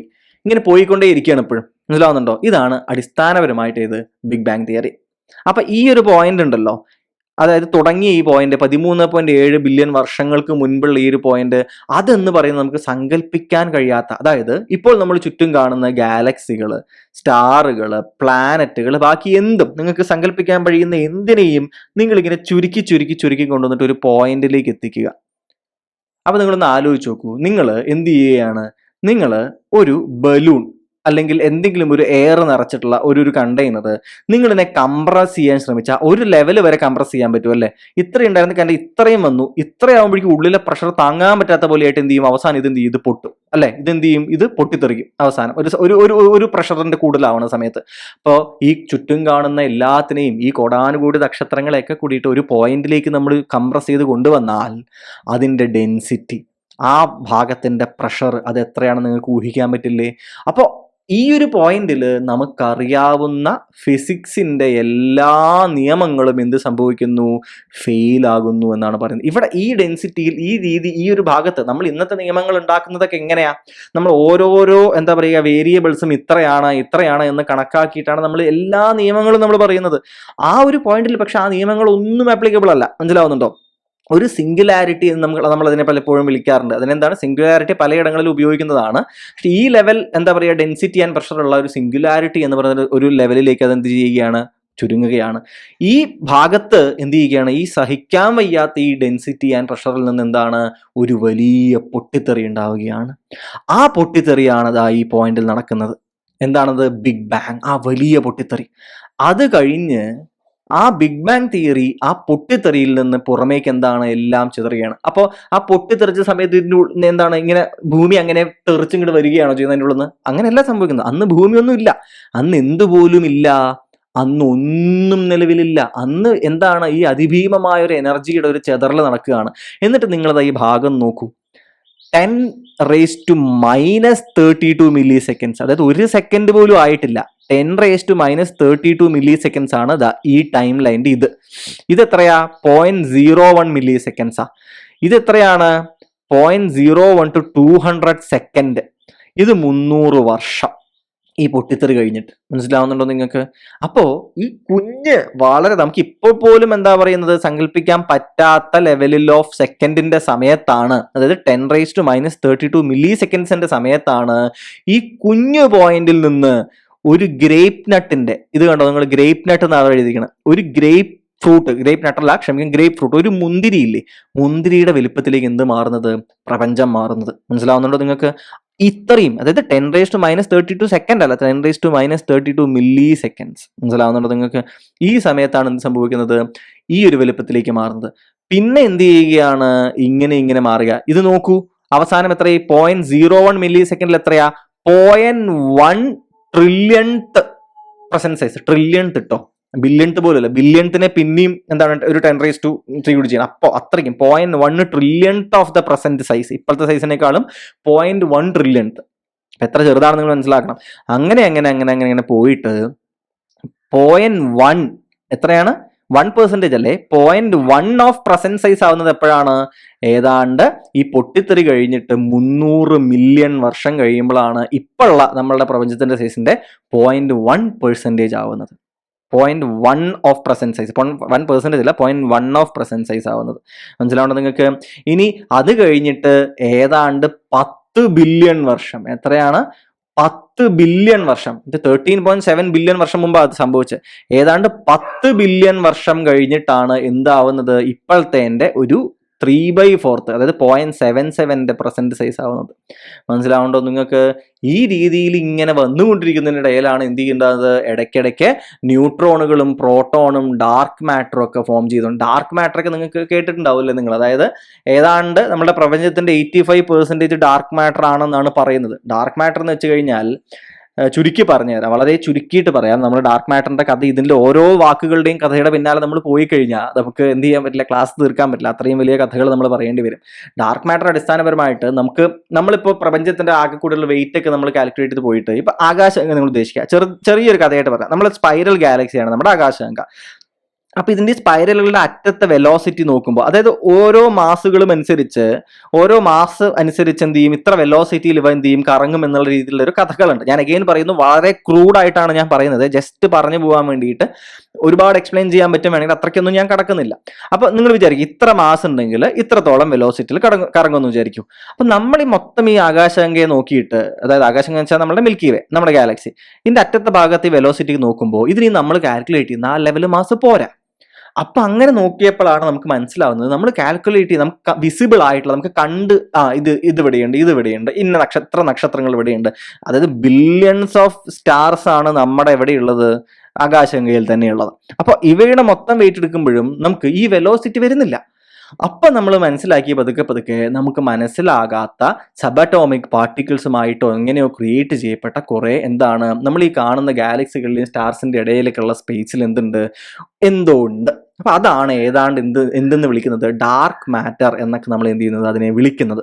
മനസ്സിലാവുന്നുണ്ടോ നിങ്ങൾക്ക്? ഇത്രയും മനസ്സിലാക്കി തൽക്കാലം ജസ്റ്റ് ഏതാണ്ട് ഇത്രയും മനസ്സിലാക്കുക. എവിടെയെങ്കിലും വെച്ച് നമ്മൾ എഗെയിൻ ഇതിനെക്കുറിച്ച് ചർച്ച വരികയാണെങ്കിൽ അവിടെ നമുക്ക് വേണമെങ്കിൽ വിശദമായിട്ട് എന്ത് ചെയ്യാം, പറയാം. അപ്പൊ മൊത്തം കണക്കാക്കുമ്പോൾ അറൗണ്ട് 85% എന്താണ് നമുക്ക് ഈ അറിയാത്ത, നമുക്ക് എന്താണെന്ന് മനസ്സിലാക്കാൻ പറ്റാത്ത, ഇപ്പോഴും കൃത്യമായി കാൽക്കുലേറ്റ് ചെയ്യാൻ പറ്റാത്ത ഈ എന്താ പറയുക, ഈ ഡാർക്ക് മാറ്റർ ആണ് 85% ഓഫ് ദ നമ്മുടെ യൂണിവേഴ്സും കോൺസ്റ്റിറ്റ്യൂട്ട് ചെയ്യുന്നത്. മനസ്സിലാവുണ്ടോ? അതായത് നമുക്ക് ഓൾറെഡി കണ്ട കാര്യങ്ങളെ തന്നെ മനസ്സിലാക്കിയിട്ടില്ല. ഇനി 85% എന്താണ് ഈ കാണുക പോലും ചെയ്യാത്ത കാര്യങ്ങളാണെന്നാണ് എന്ത് ചെയ്യുന്നത്, പറയുന്നത്. മനസ്സിലാവുന്നുണ്ടോ നിങ്ങൾക്ക്? അപ്പൊ ഈ രീതിയിൽ കാര്യങ്ങൾ പോകുന്നു. നോക്കൂ നിങ്ങൾ, അതുകൊണ്ട് ആദ്യത്തെ ന്യൂക്ലിയൈ ഹീലിയം ഹൈഡ്രജൻ ഫോം ചെയ്യുന്നത് എവിടെയാണ്? എത്ര സെക്കൻഡ് കഴിഞ്ഞാൽ 0.01 to 200 സെക്കൻഡ്സിന്റെ ആ സമയത്താണ് എന്ത് ചെയ്യുന്നത്, ഏതാണ് ഇതിന് മുമ്പാണ് ഫോം ചെയ്യുന്നത്. പിന്നീട് 300 വർഷത്തോളം കഴിഞ്ഞിട്ടാണ് ആദ്യത്തെ ഫസ്റ്റ് ലൈറ്റ് എന്ത് ചെയ്യുന്നത്, ഫസ്റ്റ് ആറ്റം ഫോംസ്. മനസ്സിലാവുന്നുണ്ടോ? അപ്പോൾ ഈ രീതിയിൽ പണ്ടത്തെ ഈ ഹൈഡ്രജൻ, ഈ ഹീലിയം, ഇവയുടെ ഒക്കെ ഒരു പ്രത്യേക ഒരു അവസ്ഥ കാരണം ലൈറ്റിന് എക്സിസ്റ്റൻസ് ഇല്ലാത്തൊരു കാലഘട്ടം ഉണ്ടായിരുന്നു. പിന്നീടാണ് എന്ത് വരുന്നത്, ലൈറ്റ് ഫോർമേഷൻ ഒക്കെ ഉണ്ടാവുന്നത്, ഡാർക്ക് ഏജ്. അതായത് പിന്നീട് മാറ്ററിന്റെ ഫോർമേഷൻ, ഗാലക്സികളുടെ ഫോർമേഷൻ, ഗ്രാവിറ്റേഷണൽ ആയിട്ടുള്ള ചില ഗ്രാവിറ്റി ഫോം ചെയ്യുന്നത്, ഇത്തരത്തിൽ എന്താണ് പതുക്കെ ഇങ്ങനെ വന്നിട്ട് എന്ത് ചെയ്യുകയാണ്, ഓരോന്നായിട്ട് ഉണ്ടായി തുടങ്ങുകയാണ്. ഓരോ ഗാലക്സികളായിട്ട് ഉണ്ടാവുകയാണ്, ഗാലക്സികൾ ഫോം ചെയ്യുന്നു, സ്റ്റാറുകൾ ഫോം ചെയ്യുന്നു, അങ്ങനെ എക്സ്പാൻഡ് ആയിട്ട് എന്ത് ചെയ്യുകയാണ്, പോയിക്കൊണ്ടിരിക്കുകയാണ് എന്നുള്ളതാണ് ഇത് ബിഗ് ബാങ് തിയറി നമ്മളോട് സംസാരിക്കുന്നത്. മനസ്സിലായോ? ഇതാണ് ബിഗ് ബാങ് തിയറി. ഇനി സ്റ്റഡി സ്റ്റേറ്റ്. എന്താ സ്റ്റഡി സ്റ്റേറ്റ്? അത് ഫ്രെഡ് ഹോയലിൻ്റെതാണ് steady state theory. Steady state അടിസ്ഥാനപരമായിട്ട് നമ്മളോട് പറയുന്നത്, പ്രപഞ്ചം ഏതാണ്ട് നമ്മൾ ഈ കാണുന്ന പോലെയൊക്കെ തന്നെ എന്ത് ചെയ്തിരുന്നു, നിലനിന്നിരുന്നു എന്നും അതിൽ ഇടയ്ക്ക് അങ്ങോട്ടും ഇങ്ങോട്ടും മാറ്റങ്ങളൊക്കെ സംഭവിക്കുന്നുണ്ടെന്നുണ്ടെങ്കിലും ഏറെക്കുറെ ഏതാണ്ട് ഇതുപോലെയൊക്കെ തന്നെ പ്രപഞ്ചം എല്ലാ കാലഘട്ടത്തിലും ഉണ്ടായിരുന്നു എന്ന് പറയുന്നതാണ് ഇത് സ്റ്റഡി സ്റ്റേറ്റ് തിയറി. ഇനി അടുത്ത പൾസേറ്റിംഗ് തിയറിയാ. എന്താ പൾസേറ്റിംഗ് തിയറി? പൾസേറ്റിംഗ് തിയറി പറയുന്നു, പ്രപഞ്ചം എന്ത് ചെയ്യും, ഇടയ്ക്ക് പ്രപഞ്ചത്തിനൊന്ന് വലുപ്പം കൂടും, ഇടയ്ക്ക് എന്ത് ചെയ്യും, ഒന്ന് വലുതാവും, പിന്നെ പ്രപഞ്ചം എന്ത് ചെയ്യും, തിരിച്ച് ചെറുതാകും. എങ്ങനെ വലുതാകുന്നു ചെറുതാകുന്നു, വലുതാകുന്നു ചെറുതാകുന്നു. അപ്പൊ എന്താണ്, അതെന്താണ്, ഇങ്ങനെ ഇങ്ങനെ മുകളിലേക്കും താഴത്തേക്കും ഇങ്ങനെ പോകുന്നത്. അതെന്താ, ഒരു പൾസേറ്റിംഗ് ഇങ്ങനെ പോലെ. നിങ്ങളൊന്ന് ആലോചിച്ച് നോക്കൂ. എന്താന്ന്, വലുതാവുന്നു ചെറുതാകുന്നു, വലുതാകുന്നു ചെറുതാകുന്നു. ഇതാണ് ഏത്, പൾസേറ്റിംഗ് തിയറി. ഇതാണ് ഏത്, പൾസേറ്റിംഗ് തിയറി എന്ന പേരിൽ നമുക്ക് മനസ്സിലാക്കി തരുന്നത്. അപ്പോൾ അടിസ്ഥാനപരമായി നമ്മളിങ്ങനെ ഈ 3 പ്രധാനപ്പെട്ട തിയറികൾ പഠിച്ചതിന് ശേഷം തെളിവുകൾ നോക്കുന്ന സമയത്ത് പലപ്പോഴും നമ്മൾ സ്റ്റിക്ക് ഓൺ ചെയ്യുന്നത് എവിടേക്കാണ്, ബിഗ് ബാങ് തിയറിയാണ് ശരി എന്ന രീതിയിലാണ് നമ്മൾ പലപ്പോഴും സ്റ്റിക്ക് ഓൺ ചെയ്യാറുള്ളത്. എന്തുകൊണ്ട്, വൈ ബിഗ് ബാങ് തിയറി? എന്തുകൊണ്ട് ബിഗ് ബാങ് തിയറിയെ നമ്മൾ എന്ത് ചെയ്യുന്നു, കൂടുതൽ ഒരു സീരിയസ്നെസ്സോട് കൂടിയിട്ട് പരിഗണിക്കുന്നു എന്ന് ചോദിക്കുമ്പോൾ 3 പ്രധാനപ്പെട്ട കൺസെപ്റ്റുകൾ നമുക്കതിൻ്റെ മറുപടിയായിട്ട് പറയാൻ സാധിക്കും. ഏതാണ് 3 പ്രധാനപ്പെട്ട കൺസെപ്റ്റുകൾ നമ്മൾ അതിൻ്റെ മറുപടിയായിട്ട് പറയാൻ സാധിക്കും? ഒന്ന് ഓർത്ത് വെക്കാനായിട്ട് ശ്രമിക്കുക. ഒന്ന് എന്ന് പറയുന്നത് ഡോപ്ലർ ഷിഫ്റ്റ്. അതിൽ തന്നെ ഏതാണ്, റെഡ് ഷിഫ്റ്റ് എന്ന് പറയുന്നതാണ് നമ്മൾ എന്ത് ചെയ്യുന്നത്, നമ്മൾ മനസ്സിലാക്കാൻ സാധിക്കുന്നത്. അതായത് ഡോപ്ലർ എഫക്റ്റ് എന്ന് പറയുന്ന ഒരു എഫക്റ്റ് ഉണ്ട്. അതായത് വളരെ ഇത് ഞാൻ ചുരുക്കി പറയുകയാണ്. ഇപ്പോൾ ഈ ഒരു റെഡ് ഷിഫ്റ്റ് എന്ന് പറയുന്നത് പ്രപഞ്ചത്തിന്റെ അല്ലെങ്കിൽ ബിഗ് ബാങ് തിയറിയുമായി ബന്ധപ്പെട്ടിട്ട് ആദ്യം നിരീക്ഷിക്കുന്നത് ആരാ അറിയോ? നിങ്ങൾ നേരത്തെ കേട്ടിട്ടുള്ള ഒരു പേരായിരിക്കും. ഏതാണ്? എഡ്വിൻ ഹബിൾ ആണ്.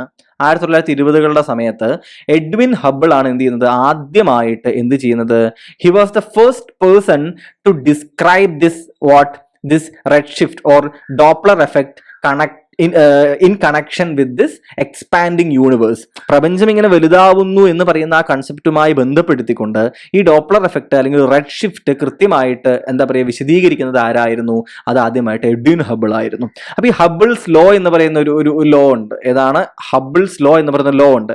ഇദ്ദേഹം ഇങ്ങനെ നിരീക്ഷണത്തിലൂടെ നിരീക്ഷിച്ച് അവസാനം കണ്ടുപിടിച്ചൊരു കാര്യമായിരുന്നു. എന്താണ്? ഗാലക്സികൾ എന്താണ്, ഏറ്റവും അകലേക്ക് പോകും തോറും അവ അകന്നു പോകുന്ന സ്പീഡും കൂടും എന്ന് പറഞ്ഞത് ആരായിരുന്നു? നമ്മളുടെ എഡ്വിൻ ഹബിൾ ആയിരുന്നു. ഇതാണ് ഹബിൾസ് ലോ എന്ന പേരിൽ അറിയപ്പെടുന്നത്.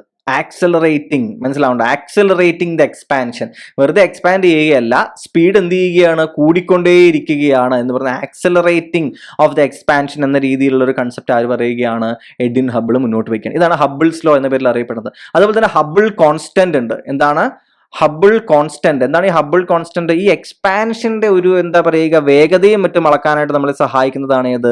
ഈ ഹബിൾസ് കോൺസ്റ്റന്റ് എന്ന് പറയുന്നത്. ഹബിൾസ് കോൺസ്റ്റന്റ് പണ്ട് വിവിധങ്ങളായിട്ടുള്ള രീതിയിലുള്ള ഡേറ്റ വെച്ച് അളക്കുന്നുണ്ടായിരുന്നു. അപ്പോഴൊക്കെ പല എന്താ പറയുക അളവുകൾ കിട്ടി. അവസാനം ഗ്രാവിറ്റേഷണൽ വേവുകളുടെ എന്താ പറയുക ഉപയോഗിച്ചു കൊണ്ടിട്ടുള്ള അളവുകൾ നോക്കിയപ്പോഴാണ് ഹബിൾസ് കോൺസ്റ്റന്റ് ഏതാണ്ട് കൃത്യമായിട്ടുള്ള ചില അളവുകളും മറ്റും നമുക്ക് ലഭിക്കാനായിട്ട് തുടങ്ങിയിട്ടുണ്ടായിരുന്നു. മനസ്സിലാവുണ്ടോ? അപ്പൊ ഈ എക്സ്പാൻഷനുമായി ബന്ധപ്പെട്ടിട്ടുള്ള കാര്യങ്ങളാണ് ഇവിടെ പറയുന്നത്. ഇനി അവിടെ എന്താണ് ഈ ഡോപ്ലർ ഷിഫ്റ്റ് അല്ലെങ്കിൽ റെഡ് ഷിഫ്റ്റ് എന്ന് പറയുന്ന ഒരു വാക്ക് എന്തുകൊണ്ടാണ് അവിടെ വരുന്നത്?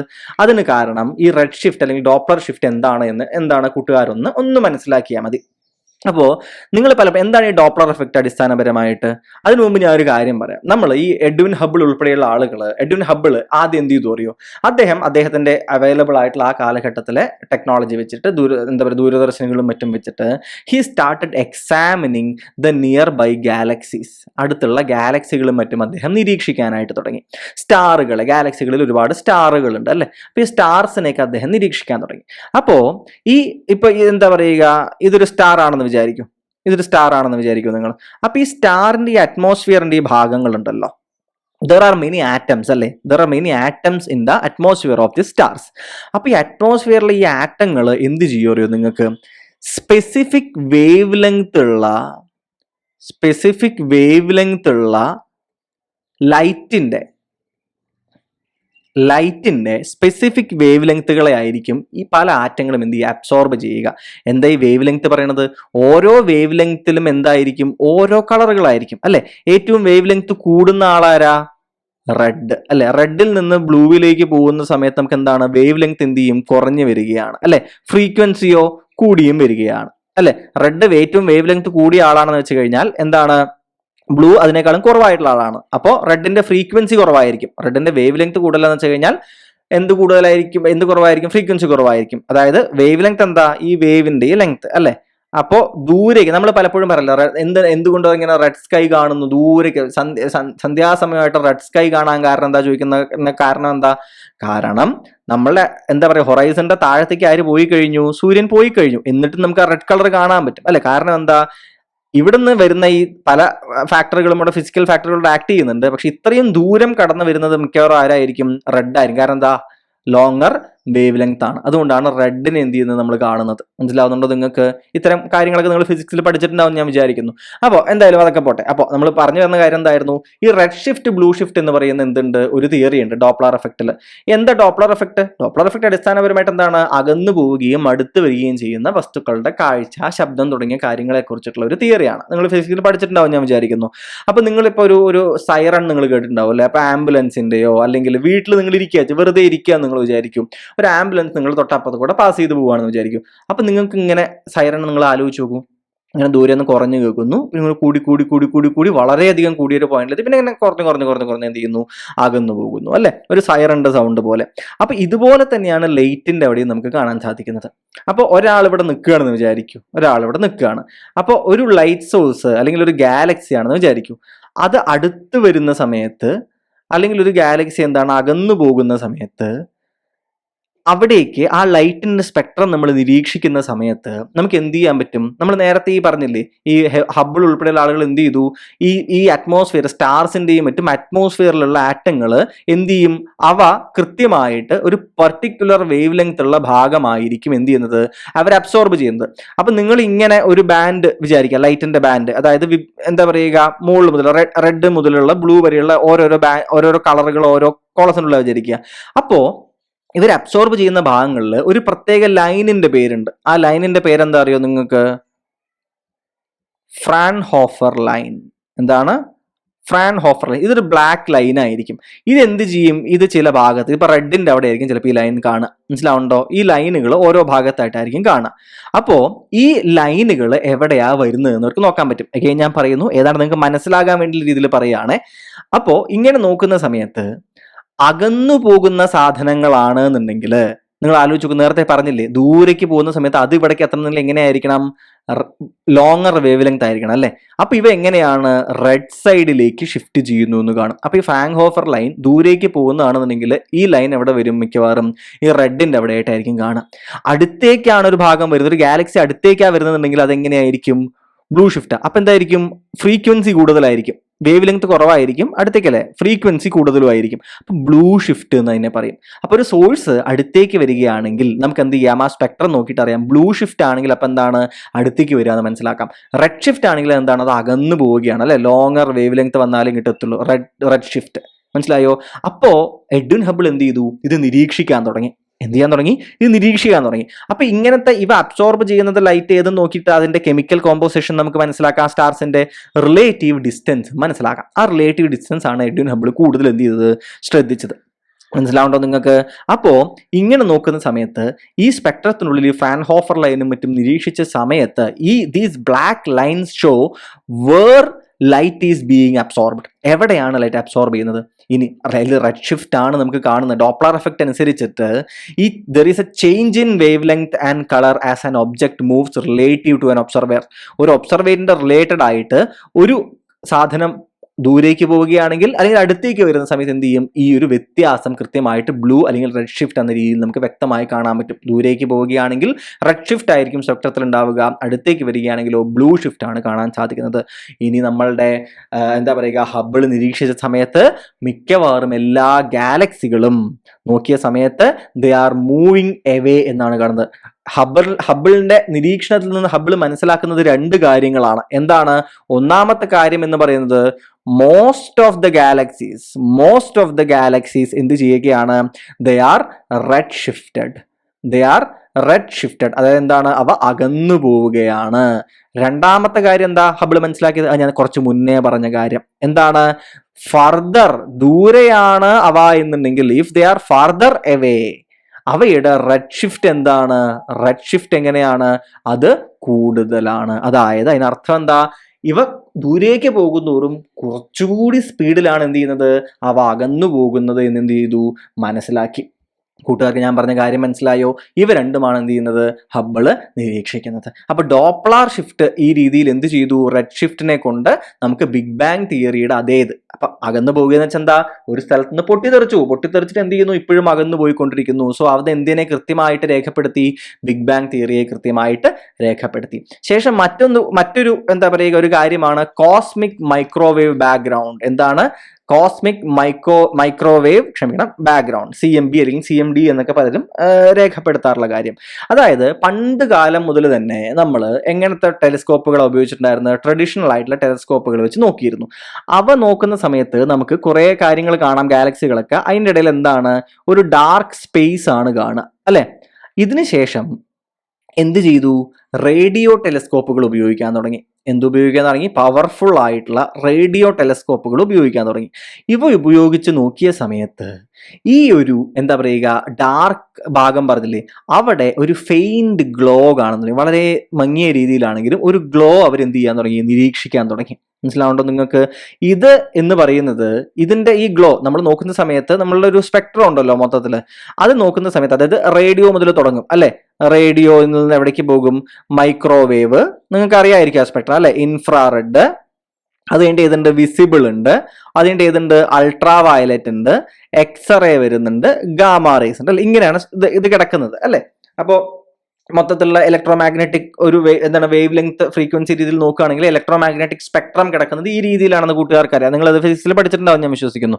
അപ്പോൾ ഈ റേഡിയോ, അതായത് ഇതിന്റെ വേവ് ലെങ്ത്തും ഫ്രീക്വൻസിയും എപ്പോഴും ഇൻവേഴ്സ്ലി ആണ് അല്ലെ. വേവ് ലെങ്ത് കൂടിയ ആൾക്ക് ഫ്രീക്വൻസി കുറവായിരിക്കും അല്ലെ. അപ്പൊ വേവ് ലെങ്ത് നോക്കുകയാണെന്നുണ്ടെങ്കിൽ എങ്ങനെയാ പോകുന്നത്, വേവ് ലെങ്ത് നോക്കുകയാണെങ്കിൽ ഏറ്റവും അധികം വേവ് ലെങ്ത് ഉള്ളത് എവിടെയാണ്, ഈ റേഡിയോയുടെ അവിടെ 10⁻³ അടുത്തുള്ളത്.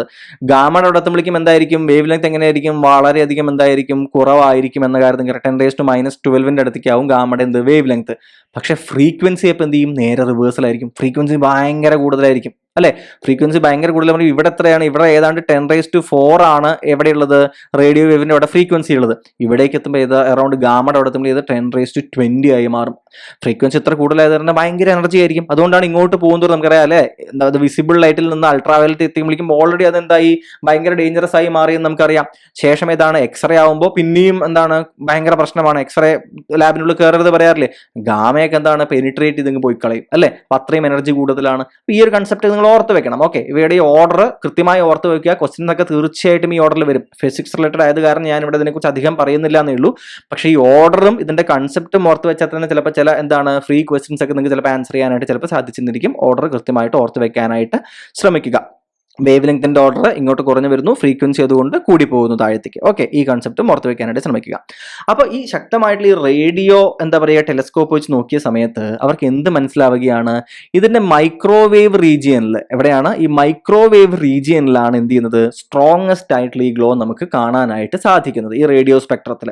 മനസ്സിലാവുണ്ടോ നിങ്ങൾക്ക്? അപ്പൊ ഇതിനെ, ഈ ഒരു ഗ്ലോയെ അവർ പേരിട്ട് വിളിച്ചത് എന്തായിരുന്നു അറിയോ നിങ്ങൾക്ക്? വിളിച്ചത്, അതായത് ഈ CMDയുടെ മറ്റൊരു പേരാണ്, ശ്രദ്ധിച്ച് കേൾക്കുക, റെലിക് റേഡിയേഷൻ. എന്താണ് റെലിക് റേഡിയേഷൻ? എന്താ ഈ റെലിക്? നിങ്ങൾ റെലിക്സ് എന്ന് കേട്ടിട്ടില്ലേ? പണ്ട് ജീവിച്ചിരുന്ന ആൾക്കാരുടെ എന്താണ് അവശിഷ്ടങ്ങൾ, അവരുടെ എന്താ പറയുക എല്ലിന്റെ കഷ്ണങ്ങളോ അല്ലെങ്കിൽ അവർ ഉപയോഗിച്ചിരുന്ന പാത്രങ്ങളോ അല്ലെങ്കിൽ എന്താ പറയുക അവരുമായി ബന്ധപ്പെട്ടിട്ടുള്ള പല തെളിവുകളൊക്കെ നമ്മൾ റെലിക്കുകൾ എന്ന് വിളിക്കാറുണ്ട്. അപ്പോൾ എന്തിന്റെ റെലിക്ക? Relic radiation. അല്ലെങ്കിൽ എന്താണ്, പണ്ട് എന്തിനാ നമ്മൾ ആ റെലിക്സ് എന്തിനാ ഉപയോഗിക്കുക? പണ്ടത്തെ ഒരാളുടെ ഇപ്പൊ ബുദ്ധ സ്തൂപങ്ങളിലുള്ളിലും മറ്റും ബുദ്ധന്റേതായിട്ടുള്ള പഴയ അവശിഷ്ടങ്ങൾ സൂക്ഷിച്ചിട്ടുണ്ട് നമ്മൾ കേട്ടിട്ടുണ്ട് അല്ലെ. പണ്ടൊരിക്കലും അതെല്ലാം കൂടി അവരുടെ സാർനാഥിലോ മറ്റോ ആയിരുന്നു, സാർനാഥാണോ കൃത്യമായിട്ട് ഓർമ്മയില്ല. ശേഷം അശോകന്റെ കാലഘട്ടത്തിൽ എന്ത് ചെയ്തു, അശോക ചക്രവർത്തിയുടെ കാലഘട്ടത്തിൽ അവ എടുത്തിട്ട് വിവിധങ്ങളായിട്ടുള്ള ഇടങ്ങളിലേക്ക് 7 8 അതോ എത്ര എണ്ണമാണോ എനിക്ക് ഓർമ്മയില്ല, പല ഇടങ്ങളിലേക്ക്, ഒന്ന് ശ്രീലങ്കയിലേക്കും കൊടുത്തയച്ചിട്ടുണ്ടോ സംശയമുണ്ട് എനിക്ക്, പല ഇടങ്ങളിലേക്കായിട്ട് എന്ത് ചെയ്തു, അവ ഡൈവേഴ്സിഫൈ ചെയ്യിപ്പിച്ച് പല ഇടങ്ങളിലായിട്ട് വെപ്പിച്ചു എന്നൊക്കെ നമ്മൾ കേട്ടിട്ടുണ്ട്. അപ്പൊ ഇത്തരത്തിലാണ് റെലിക്കുകൾ എന്ത് ചെയ്യുന്നത്, ഉപയോഗിക്കുന്നത്. അപ്പൊ റെലിക്കുകൾ സത്യം പറഞ്ഞ എന്താണ്, പഴയ കാലത്തിന്റെ എന്താണ്, ലെഫ്റ്റ് ഓവറുകളാണ്, പണ്ട് കാലം നടന്നവയുടെ തെളിവുകളാണ് അല്ലെ. അപ്പൊ ഈ റെലിക് റേഡിയേഷനെ CMB അഥവാ എന്താണ്, ബാക്ക്ഗ്രൗണ്ടിൽ ഇങ്ങനെ കിടക്കുന്ന ഈ ഗ്ലോ, ഈ ഒരു റേഡിയേഷനെ അല്ലെ, അതിനാണ് കോസ്മിക് മൈക്രോവേവ് ബാക്ക്ഗ്രൗണ്ട് എന്ന് നമ്മൾ പറയുന്നത്. ഈ റെലിക് റേഡിയേഷൻ, റെലിക്കും എന്താണ്, ഈ പാസ്റ്റിനെ സൂചിപ്പിക്കുന്ന വാക്ക് തന്നെയാണ്. അല്ലെങ്കിൽ വേറൊരു വാക്ക് എന്താണ് ഇതിനെ വിളിക്കാറുള്ളത്, ലെഫ്റ്റ് ഓവർ റേഡിയേഷൻ. എന്താണ്, ലെഫ്റ്റ് ഓവർ റേഡിയേഷൻ. എന്താ ലെഫ്റ്റ് ഓവർ റേഡിയേഷൻ എന്ന് പറയുന്നത്? ലെഫ്റ്റ് ഓവർ റേഡിയേഷൻ എന്തിന്റെ ലെഫ്റ്റ് ഓവർ? അപ്പൊ റെലിക് എന്ന് പറയുന്നു, ലെഫ്റ്റ് ഓവർ എന്ന് പറയുന്നു. ഇതൊക്കെ എന്താ, ഇപ്പൊ ബുദ്ധന്റെ റിലിക് എന്ന് പറയാം, പണ്ട് ബുദ്ധൻ ജീവിച്ചിരുന്നതിന്റെ തെളിവ്. ലെഫ്റ്റ് ഓവർ എന്തോ ബാക്കിയായിട്ടുള്ള എന്താണ് റേഡിയേഷൻ. എന്തിന്റെ ഇത്, എന്തിന്റെയാണ്? ബിഗ് ബാങ്ങിന്റെ. ആ പണ്ട് നടന്ന ആ പൊട്ടിത്തെറിയില്ലേ, ആ പൊട്ടിത്തെറിയുടെ ബാക്കി പത്രങ്ങളാണ് ഇത് എന്നാണ് ചെയ്യുന്നത് പറയുന്നത്. മനസ്സിലാവുണ്ടോ നിങ്ങൾക്ക്? സോ ഇങ്ങനെ നമ്മൾ നിരീക്ഷിക്കുമ്പോൾ we are seeing what, the oldest, എന്താണ്, the oldest light in the universe. മനസ്സിലാവുണ്ടോ? പണ്ട് ബില്യൺസ് ഓഫ് ഇയേഴ്സ് മുമ്പ് എന്താണ് നടന്ന കാര്യങ്ങളായിരിക്കും, അത് ഇപ്പോഴായിരിക്കും നമ്മൾ കാണുന്നുണ്ടാവുക. ഇതാണ് ഏത്, ഇതെല്ലാ ഡയറക്ഷനിലും നമുക്ക് കാണാൻ സാധിക്കുന്നുണ്ട്. സോ വാട്ട് ഈസ് ദിസ് എന്ന് ചോദിക്കുമ്പോൾ എന്താണ്, ദിസ് ഈസ് ദാറ്റ് ബിഗ് ബാങ്ങിന്റെ ലെഫ്റ്റ് ഓവർ ആണെന്നാണ് പറയുന്നത്. മനസ്സിലാവുണ്ടോ? അപ്പൊ this is a landmark proof. മനസ്സിലാവുണ്ടോ? ഇതെന്താണ്, ഇത് കൃത്യമായിട്ടുള്ളൊരു തെളിവാണ് എന്തിന്റെ, ഈ ഒരു ആക്സലറേറ്റിംഗ് എക്സ്പാൻഷൻ ഓഫ് ദ യൂണിവേഴ്സിന്റെ ഇത് നമ്മൾ മനസ്സിലാക്കുകയാണ്. ഇങ്ങനെയാണ് കോസ്മിക് മൈക്രോവേവ് ബാക്ക്ഗ്രൗണ്ട് നമ്മളെ ഹെൽപ്പ് ചെയ്യുന്നത്. ശേഷം ഏതാണ്, ഗ്രാവിറ്റേഷണൽ വേവുകൾ. ശേഷം ഏതാണ്, ഗ്രാവിറ്റേഷണൽ വേവുകൾ. ഗ്രാവിറ്റേഷണൽ വേവുകൾ ഈ അടുത്തായിട്ട് പലപ്പോഴും ന്യൂസുകളിൽ വരാറുണ്ട്. പല ചോദ്യങ്ങളുടെയും എന്താ പറയുക ഭാഗമായിട്ട് ഗ്രാവിറ്റേഷണൽ വേവുകൾ വീണ്ടും വീണ്ടും കടന്നു വരാറുണ്ട്.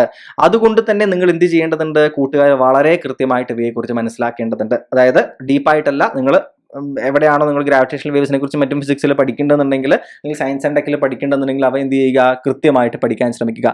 അടിസ്ഥാനപരമായിട്ട് ആരാത് തുടങ്ങുന്നത്, ആൽബർട്ട് ഐൻസ്റ്റീൻ ആണ് എന്ത് ചെയ്യുന്നത്, ഇവയെക്കുറിച്ച് ഈ ആശയം മുന്നോട്ട് വെക്കുന്നത്. അതായത് ആദ്യം സ്പെഷ്യൽ തിയറി ഓഫ് റിലേറ്റിവിറ്റി അദ്ദേഹം 1905 മുന്നോട്ട് വെച്ചതിന് ശേഷം 1916 എന്ത് ചെയ്യുന്നുണ്ട്, അദ്ദേഹം ജനറൽ തിയറി ഓഫ് റിലേറ്റിവിറ്റി മുന്നോട്ട് വെക്കുന്നുണ്ട്. അപ്പൊ ജനറൽ തിയറി ഓഫ് റിലേറ്റിവിറ്റി എന്ന് പറയുന്ന ആ ഒരു എന്താ പറയുക ഇതിലാണ് അദ്ദേഹം എന്ത് പറയുന്നത്, ഗ്രാവിറ്റേഷണൽ വേവുകളെ കുറിച്ച് പറയുന്നത്. എന്താ അടിസ്ഥാനപരമായിട്ട് അദ്ദേഹം പറയുന്ന കാര്യം, ഈ പിക്ചർ കണ്ടോ നിങ്ങൾ, ഇതെന്താണ്, ഒരു തുണി എന്ന് വിചാരിക്കുക, ഒരു തുണി. അപ്പൊ അദ്ദേഹം മുന്നോട്ട് വെച്ചൊരു കൺസെപ്റ്റ് ആയിരുന്നു എന്താണ്, സ്പേസ് ടൈം ഫാബ്രിക്. ഫാബ്രിക് എന്ന് വെച്ചാൽ എന്താ, ഒരു തുണി അല്ലെ. അപ്പൊ ഒരു തുണി പോലെ എന്ത് ചെയ്യുക, നമ്മൾ സാധാരണ സ്പേസ് വേറെയും ടൈം വേറെയാണ് പഠിക്കാറുള്ളത് അല്ലെ. സ്പേസ് എന്ന് വെച്ചാൽ എന്താ, 1 ഡയമെൻഷനിൽ കഴിഞ്ഞ് 2 ഡയമെൻഷനിൽ കഴിഞ്ഞ് അതിനെന്താണ് 3 ഡയമെൻഷനിൽ ആവുന്ന സമയത്ത് അതാണ് എന്ത്, 3 ഡയമെൻഷനൽ ആയിട്ടുള്ള സ്പേസ് നമ്മൾ പറയാറുണ്ട് അല്ലെ. അതിൽ നമുക്ക് ഒരു പോയിന്റിന്റെ അഡ്രസ് ഒക്കെ നമുക്ക് കൃത്യമായി പറയാം. ഐൻസ്റ്റീൻ എന്ത് കണ്ടുപിടിച്ചു, അദ്ദേഹം ടൈം എന്താണ്, ടൈമും റിലേറ്റീവ് ആണ് എന്ന് അദ്ദേഹം കണ്ടുപിടിച്ചു. എഗെയിൻ ഞാൻ പറയുന്നു, ഈ കാര്യങ്ങളൊക്കെ അതിഭീകരമായ കാര്യങ്ങളാണ്. എന്നെ പോലുള്ള ഒരാൾക്ക് നിങ്ങൾക്കത് പറഞ്ഞു തരണം എന്നുണ്ടെങ്കിൽ പറ്റുമെന്ന് പോലും എനിക്കറിയില്ല. പക്ഷെ ഞാൻ ഏതാണ്ട് കാര്യങ്ങൾ പറയുകയാണ്. ടൈം റിലേറ്റീവ് ആണെന്ന് പറയുകയാണ്. അപ്പം അദ്ദേഹം എന്ത് ചെയ്യുന്നുണ്ട്, അദ്ദേഹം ഒരു ഉദാഹരണമായിട്ട് പറയുന്നുണ്ട്. ഇപ്പം നമുക്ക് സങ്കല്പിക്കാൻ പറ്റുന്ന അത്രയും ഫാസ്റ്റ് ആയിട്ട് പോകുന്ന ഒരു ട്രെയിനിൽ സങ്കല്പിക്കുക, ഒരാൾ പുറത്ത് നിൽക്കുന്നുണ്ടെന്ന് സങ്കല്പിക്കുക. ഇയാൾ 2 ഇടിമിന്നലുകൾ എന്ത് ചെയ്യുന്നുണ്ട്, കാണുകയാണ്, പുറത്ത് നിൽക്കുന്ന ആളെ കാണുകയാണെന്ന് വിചാരിക്കും. അപ്പൊ ഇയാൾ ഒരേ സമയം ഈ 2 ഇടിമിന്നലും കണ്ടു. പക്ഷെ ഈ അതിഭീകരമായ ഫാസ്റ്റായി പോകുന്ന ട്രെയിനിന്റെ നടുവിൽ ഒരാൾ നിൽക്കണ്ടെന്ന് വിചാരിക്കുക നിങ്ങൾ. മൂവിങ് ആണ് കേട്ടോ ഈ ട്രെയിൻ, ഈ ആൾ മൂവിങ്, അപ്പൊ ഈ ആൾ മൂവിങ് ആണ്, ഫാസ്റ്റ് മൂവിങ് ആണ്. ഈ ആള് ഇത് രണ്ടും ഒരേ സമയം കാണുന്നില്ല. കാരണം എന്താ, നമ്മൾ നേരത്തെ പറഞ്ഞ കൺസെപ്റ്റ് ആയിട്ട് ആലോചിച്ച് നോക്കൂ. ഒരാൾ ഈ എന്താ പറയുക, ഈ കാഴ്ചയിൽ ഈ സോഴ്സിൽ നിന്ന് ഇയാൾ അകന്നു പോവുകയാണ്, ഇതിന്റെ അടുത്തേക്ക് അയാൾ പോയിക്കൊണ്ടിരിക്കുകയാണ്. അതുകൊണ്ട് തന്നെ ഇയാൾ ഇത് സൈമൾട്ടേനിയസ്ലി അല്ല കാണുക. മനസ്സിലാവുന്നുണ്ടോ? അതുകൊണ്ട് തന്നെ എന്തായി മാറുക, ഒരേ സമയം നടന്ന എന്താ പറയുക സംഭവങ്ങൾ 2 പേർക്കും 2 രീതിയിൽ കാണുകയാണ്.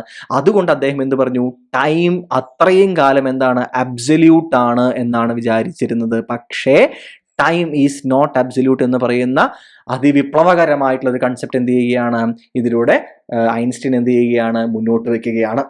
മനസ്സിലാവുണ്ടോ നിങ്ങൾക്ക്? അതുപോലെ തന്നെ അതുമായി ബന്ധപ്പെട്ട് റിലേറ്റിവിറ്റി ബന്ധപ്പെട്ടിട്ട് എന്ത് ചെയ്യുന്നുണ്ട്, ന്യൂട്ടൺ തലയിൽ വസിക്കുന്നത് കൊണ്ടാണ് നിങ്ങൾക്ക് ഇത് ആലോചിക്കാൻ പറ്റാത്തത് എന്ന് ഐൻസ്റ്റീൻ പറഞ്ഞു എന്നൊക്കെ ഞാൻ ഒരു ഡോക്യുമെന്ററിയിൽ കണ്ടിട്ടുണ്ട്. അതായത് ന്യൂട്ടന്റെ ഒരു കൺസെപ്റ്റിലുള്ള ഗ്രാവിറ്റി നമ്മൾ കേട്ടിട്ടുണ്ട് അല്ലേ. പക്ഷെ ഐൻസ്റ്റീൻ ഗ്രാവിറ്റി എന്ന് പറയുന്ന കൺസെപ്റ്റിനെ തന്നെ മാറ്റുകയാണ്. എങ്ങനെയാണ്? അതാണ് ഈ സ്പേസ് ടൈം ഫാബ്രിക് എന്ന് പറയുന്നത്.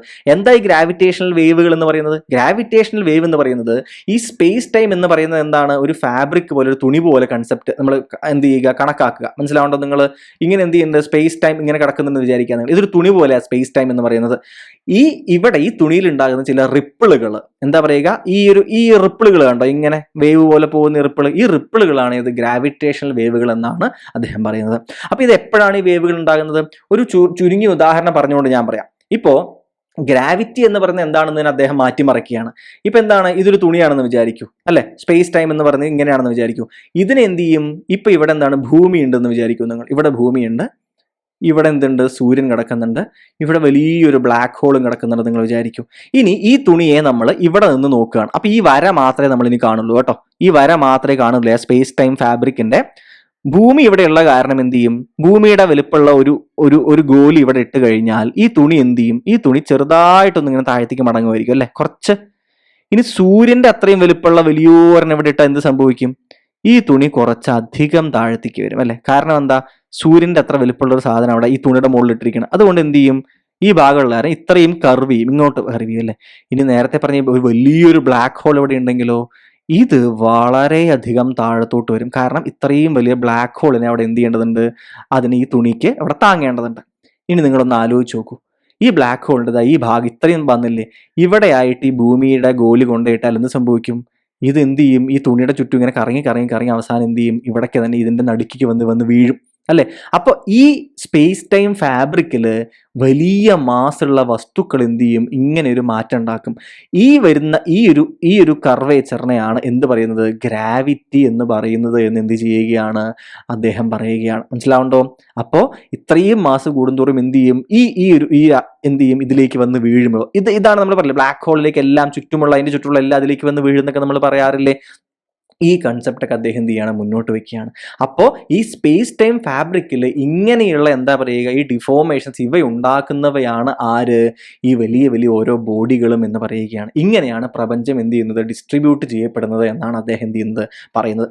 എഗെയിൻ ഞാൻ റിപ്പീറ്റ് ചെയ്യുന്നു, വളരെ ക്രൂഡായിട്ടാണ് ഞാൻ പറഞ്ഞിട്ടുള്ളത്, ഏതാണ്ട് മനസ്സിലാക്കാൻ വേണ്ടി മാത്രമാണ് പറയുന്നത്. അപ്പോൾ ഗ്രാവിറ്റിയെ അദ്ദേഹം എന്ത് ചെയ്തു, ഇങ്ങനെ ഡിഫൈൻ ചെയ്തു. ഇനി ചില സമയങ്ങളിൽ ഇത് നോക്കൂ, ഇത്തരത്തിലുള്ള ബ്ലാക്ക് ഹോളുകൾ അല്ലെങ്കിൽ ന്യൂട്രോൺ സ്റ്റാറുകളെ പോലെയുള്ള അതിഭീമന്മാരായിട്ടുള്ള ചില ആളുകൾ എന്ത് ചെയ്യും, അവ അങ്ങോട്ടും പരസ്പരം എന്താണ്, പരസ്പരം ഇങ്ങനെ ഓർബിറ്റ് ചെയ്യുന്ന സമയത്ത് അവയുടെ ഇന്ററാക്ഷൻ കാരണം അതിഭീകരമായിട്ട് ഈ സ്പേസ് ടൈം ഫാബ്രിക് വലിയ മാസാണ് അല്ലെ, ഇവയുടെ ഈ അങ്ങോട്ടും രണ്ടെണ്ണം വലിയ ഭീമാകാരന്മാരായിട്ടുള്ള ബ്ലാക്ക് ഹോളുകളോ ന്യൂട്രോൺ സ്റ്റാറുകളോ ഇങ്ങനെ പരസ്പരം പരസ്പരം ഇങ്ങനെ റൊട്ടേറ്റ് ചെയ്യുന്ന, when they are orbiting each other, അവ വളരെ വയലന്റ് ആയിട്ടുള്ള എനർജറ്റിക് ആയിട്ടുള്ള എന്ത് വിടും, എനർജി പുറത്തേക്ക് വരികയും ഈ സ്പേസ് ടൈം ഫാബ്രിക്കിൽ എന്ത് ചെയ്യും, ഇങ്ങനെ നമ്മളൊരു കുളത്തിലൊരു കല്ലിടുന്ന സമയത്ത് വേവ് ഉണ്ടാവില്ലേ, ഇങ്ങനെ അതുപോലെ എന്ത് ചെയ്യും, അവ എല്ലാ ഡയറക്ഷനും വേവുകൾ വിടും.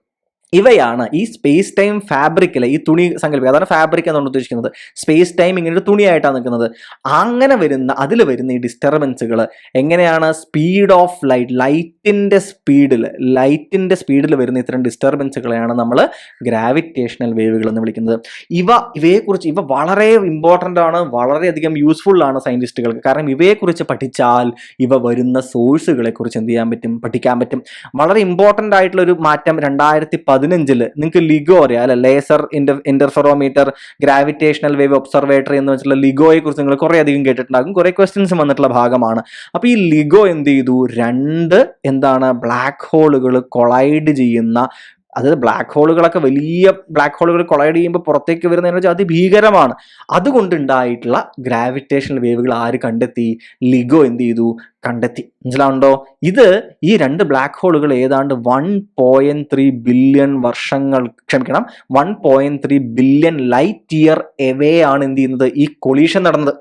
മനസ്സിലാവുണ്ടോ? അതായത് എൻ്റെ അർത്ഥം എന്താ, അത്രയും പിന്നിൽ നിന്നാണ് ആ ലൈറ്റ് വരുന്നത്, അത്രയും പുറകിൽ നിന്ന് വന്ന ലൈറ്റ് ഇപ്പോഴാണ് അവിടെ എത്തുന്നത്. മനസ്സിലാവുണ്ടോ? 1.3 ബില്യൺ ലൈറ്റ് ഇയർ എവേ എന്നാണ് എന്ത് ചെയ്യുന്നത്, ആ ലൈറ്റ് ഇപ്പം ഇവിടേക്ക് എത്തിയിരിക്കുന്നത്. അതിന്റെ അർത്ഥം എന്താ കൂട്ടുകാരെ, നമ്മളിപ്പോൾ കാണുന്നത് എന്താ, 1.3 ബില്യൺ ലൈറ്റ് ഇയർ അത്രയും ദൂരെ നടന്ന, അത്രയും കാലഘട്ടം പുറകെ നടന്നൊരു കാര്യം. നമ്മൾ കാണുന്നത് വളരെ പിന്നിലുള്ള ഒരു ഭൂതകാലമാണ് നമ്മൾ കാണുന്നത്.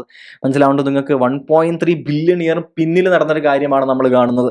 മനസ്സിലാവുന്നുണ്ടോ കൂട്ടുകാർക്ക്? അപ്പൊ ഇതെല്ലാം എന്തിനെ കുറിച്ച് ഹെൽപ്പ് ചെയ്യും? നമുക്ക് ഇപ്പോഴത്തെ പ്രസന്റ് നോക്കി നമുക്കൊന്നും തീരുമാനിക്കാൻ പറ്റില്ല. 1 ബില്യൺ വർഷം മുമ്പ് എന്തായിരുന്നു എന്ന് നമ്മൾ ആലോചിക്കണമെന്നുണ്ടെങ്കിൽ അവിടെ നടന്നെങ്കിൽ നമുക്ക് കാണാൻ പറ്റണം. അപ്പൊ ഇത്തരത്തിലുള്ള ഒബ്സർവേഷൻസ്, ഇത്തരത്തിലുള്ള ഗ്രാവിറ്റേഷൻ വേവുകളുടെ ഒബ്സർവേഷൻസ് 1.3 ബില്യൺ വർഷങ്ങൾക്ക് മുമ്പ് നടന്നൊരു കാഴ്ച നമുക്ക് കാണിച്ചു തരുന്ന പോലെയായി മാറും. മനസ്സിലാവുണ്ടോ നിങ്ങൾക്ക്? അത്രയും കാലം മുമ്പ് നടന്നൊരു കാര്യം നമ്മൾ ഇന്ന് കാണുകയാണ്. മനസ്സിലാവുണ്ടോ? അപ്പോൾ ഇതാണ് ഗ്രാവിറ്റേഷണൽ വേവുകളിൽ എന്ത് സഹായകരമാകുന്നത്. ഇവയും നമ്മൾക്ക് മുന്നോട്ട് വെക്കുന്ന ഒരു തെളിവ് എന്തിനെ തന്നെയാണ്, ബിഗ് ബാങ് തിയറിയുടെ ഒരു പോസിറ്റീവ് സൈഡ് തന്നെയാണ് നമുക്ക് എന്ത് ചെയ്യുന്നത്, ഇവരും പറഞ്ഞു തരുന്നത്. മനസ്സിലായ കൂട്ടുകാർക്ക്? അപ്പൊ ഈ കാര്യങ്ങൾ എന്ത് ചെയ്യുക, വളരെ ശ്രദ്ധിക്കുക. അതായത് നമ്മൾ എപ്പോഴും ബിഗ് ബാങ് തിയറി എന്ന് പറഞ്ഞ് വെറുതെ പോവുക ചെയ്യാറുള്ളത്. പക്ഷേ ബിഗ് ബാങ് തിയറിയുമായി ബന്ധപ്പെട്ട് പലപ്പോഴും ഡോപ്ലർ ഷിഫ്റ്റ്, റെഡ് ഷിഫ്റ്റ്, ഈ എന്താ പറയുക CMB പോലെയുള്ള പുതിയ കാര്യങ്ങൾ, ഗ്രാവിറ്റേഷണൽ വേവുകൾ തുടർച്ചയായി എക്സാമുകളിൽ വന്ന് കാണുന്നുണ്ട്. അതുകൊണ്ടാണ് ഇവ മൂന്നും എന്താണെന്ന് ഏതാണ്ട് കൂട്ടുകാർക്ക് മനസ്സിലാകുന്ന രീതിയിലൊന്ന് പറഞ്ഞു തരാനായിട്ട് ശ്രമിച്ചത്. ഇനി മറ്റൊരു കാര്യം കൂടി പറയട്ടെ. നമ്മൾ ഈ പറഞ്ഞ എന്താ പറയുക ഭാഗങ്ങൾ നിങ്ങളോട് വ്യക്തമായി പറഞ്ഞു. ഒരു കാര്യം കൂടി പറഞ്ഞിട്ട് നമുക്ക് ഇന്നത്തെ ക്ലാസ് അവസാനിപ്പിക്കാം. അതായത് കഴിഞ്ഞ തവണ വേൾഡ് ജിയോഗ്രഫി എന്ന് പറയുന്ന ഭാഗത്ത് നിന്ന് വന്ന ചില ക്വസ്റ്റ്യൻസിനെ കുറിച്ച് പറയുകയാണ്. ഒന്നാമത്തെ കാര്യം ഞാൻ പറയാൻ പോകുന്നത്, നമ്മൾ പറഞ്ഞിരുന്നു ടൈം എന്ന് പറയുന്ന കൺസെപ്റ്റും സീസൺസും പറയുന്ന സമയത്ത് നമ്മൾ എന്തിനെക്കുറിച്ച് പറയും? ലാറ്റിറ്റ്യൂഡുകളെ കുറിച്ചും ലോഞ്ചിറ്റ്യൂഡുകളെ കുറിച്ചും പറയുമെന്ന് പറഞ്ഞിരുന്നു.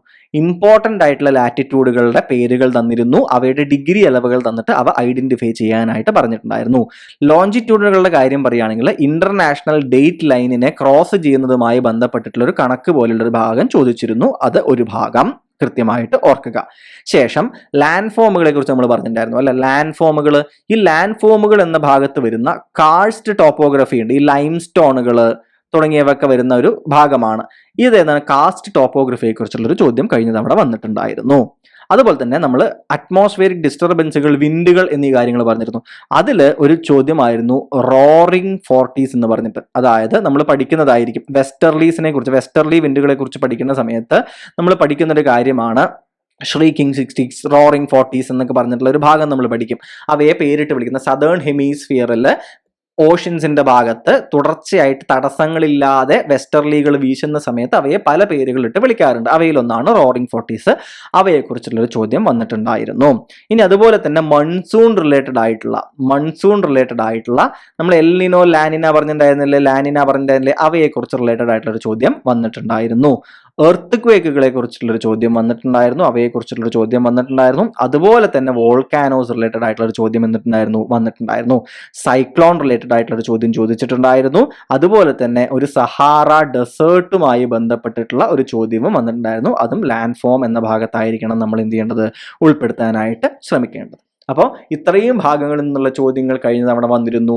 അതുകൊണ്ട് തന്നെ ബാക്കിയുള്ള ടോപ്പിക്കുകളിൽ നിന്നുള്ള ചോദ്യങ്ങൾ ഇപ്രാവശ്യം നമുക്ക് പ്രതീക്ഷിക്കാം, അല്ലെങ്കിൽ ഇതേ ഭാഗങ്ങളിൽ നിന്നുള്ള മറ്റുള്ള ചോദ്യങ്ങളും നമുക്ക് പ്രതീക്ഷിക്കാം. സോ നമ്മൾ എടുത്ത് പഠിക്കാൻ പോകുന്ന ഈ ടോപ്പിക്കുകളിൽ നിന്നുള്ള ചോദ്യങ്ങൾ തന്നെയാണ് കഴിഞ്ഞ തവണ വേൾഡ് ജിയോഗ്രഫി പെർസ്പെക്റ്റീവിൽ വന്നിരിക്കുന്നത് എന്ന കാര്യം ആദ്യം മനസ്സിലാക്കുക.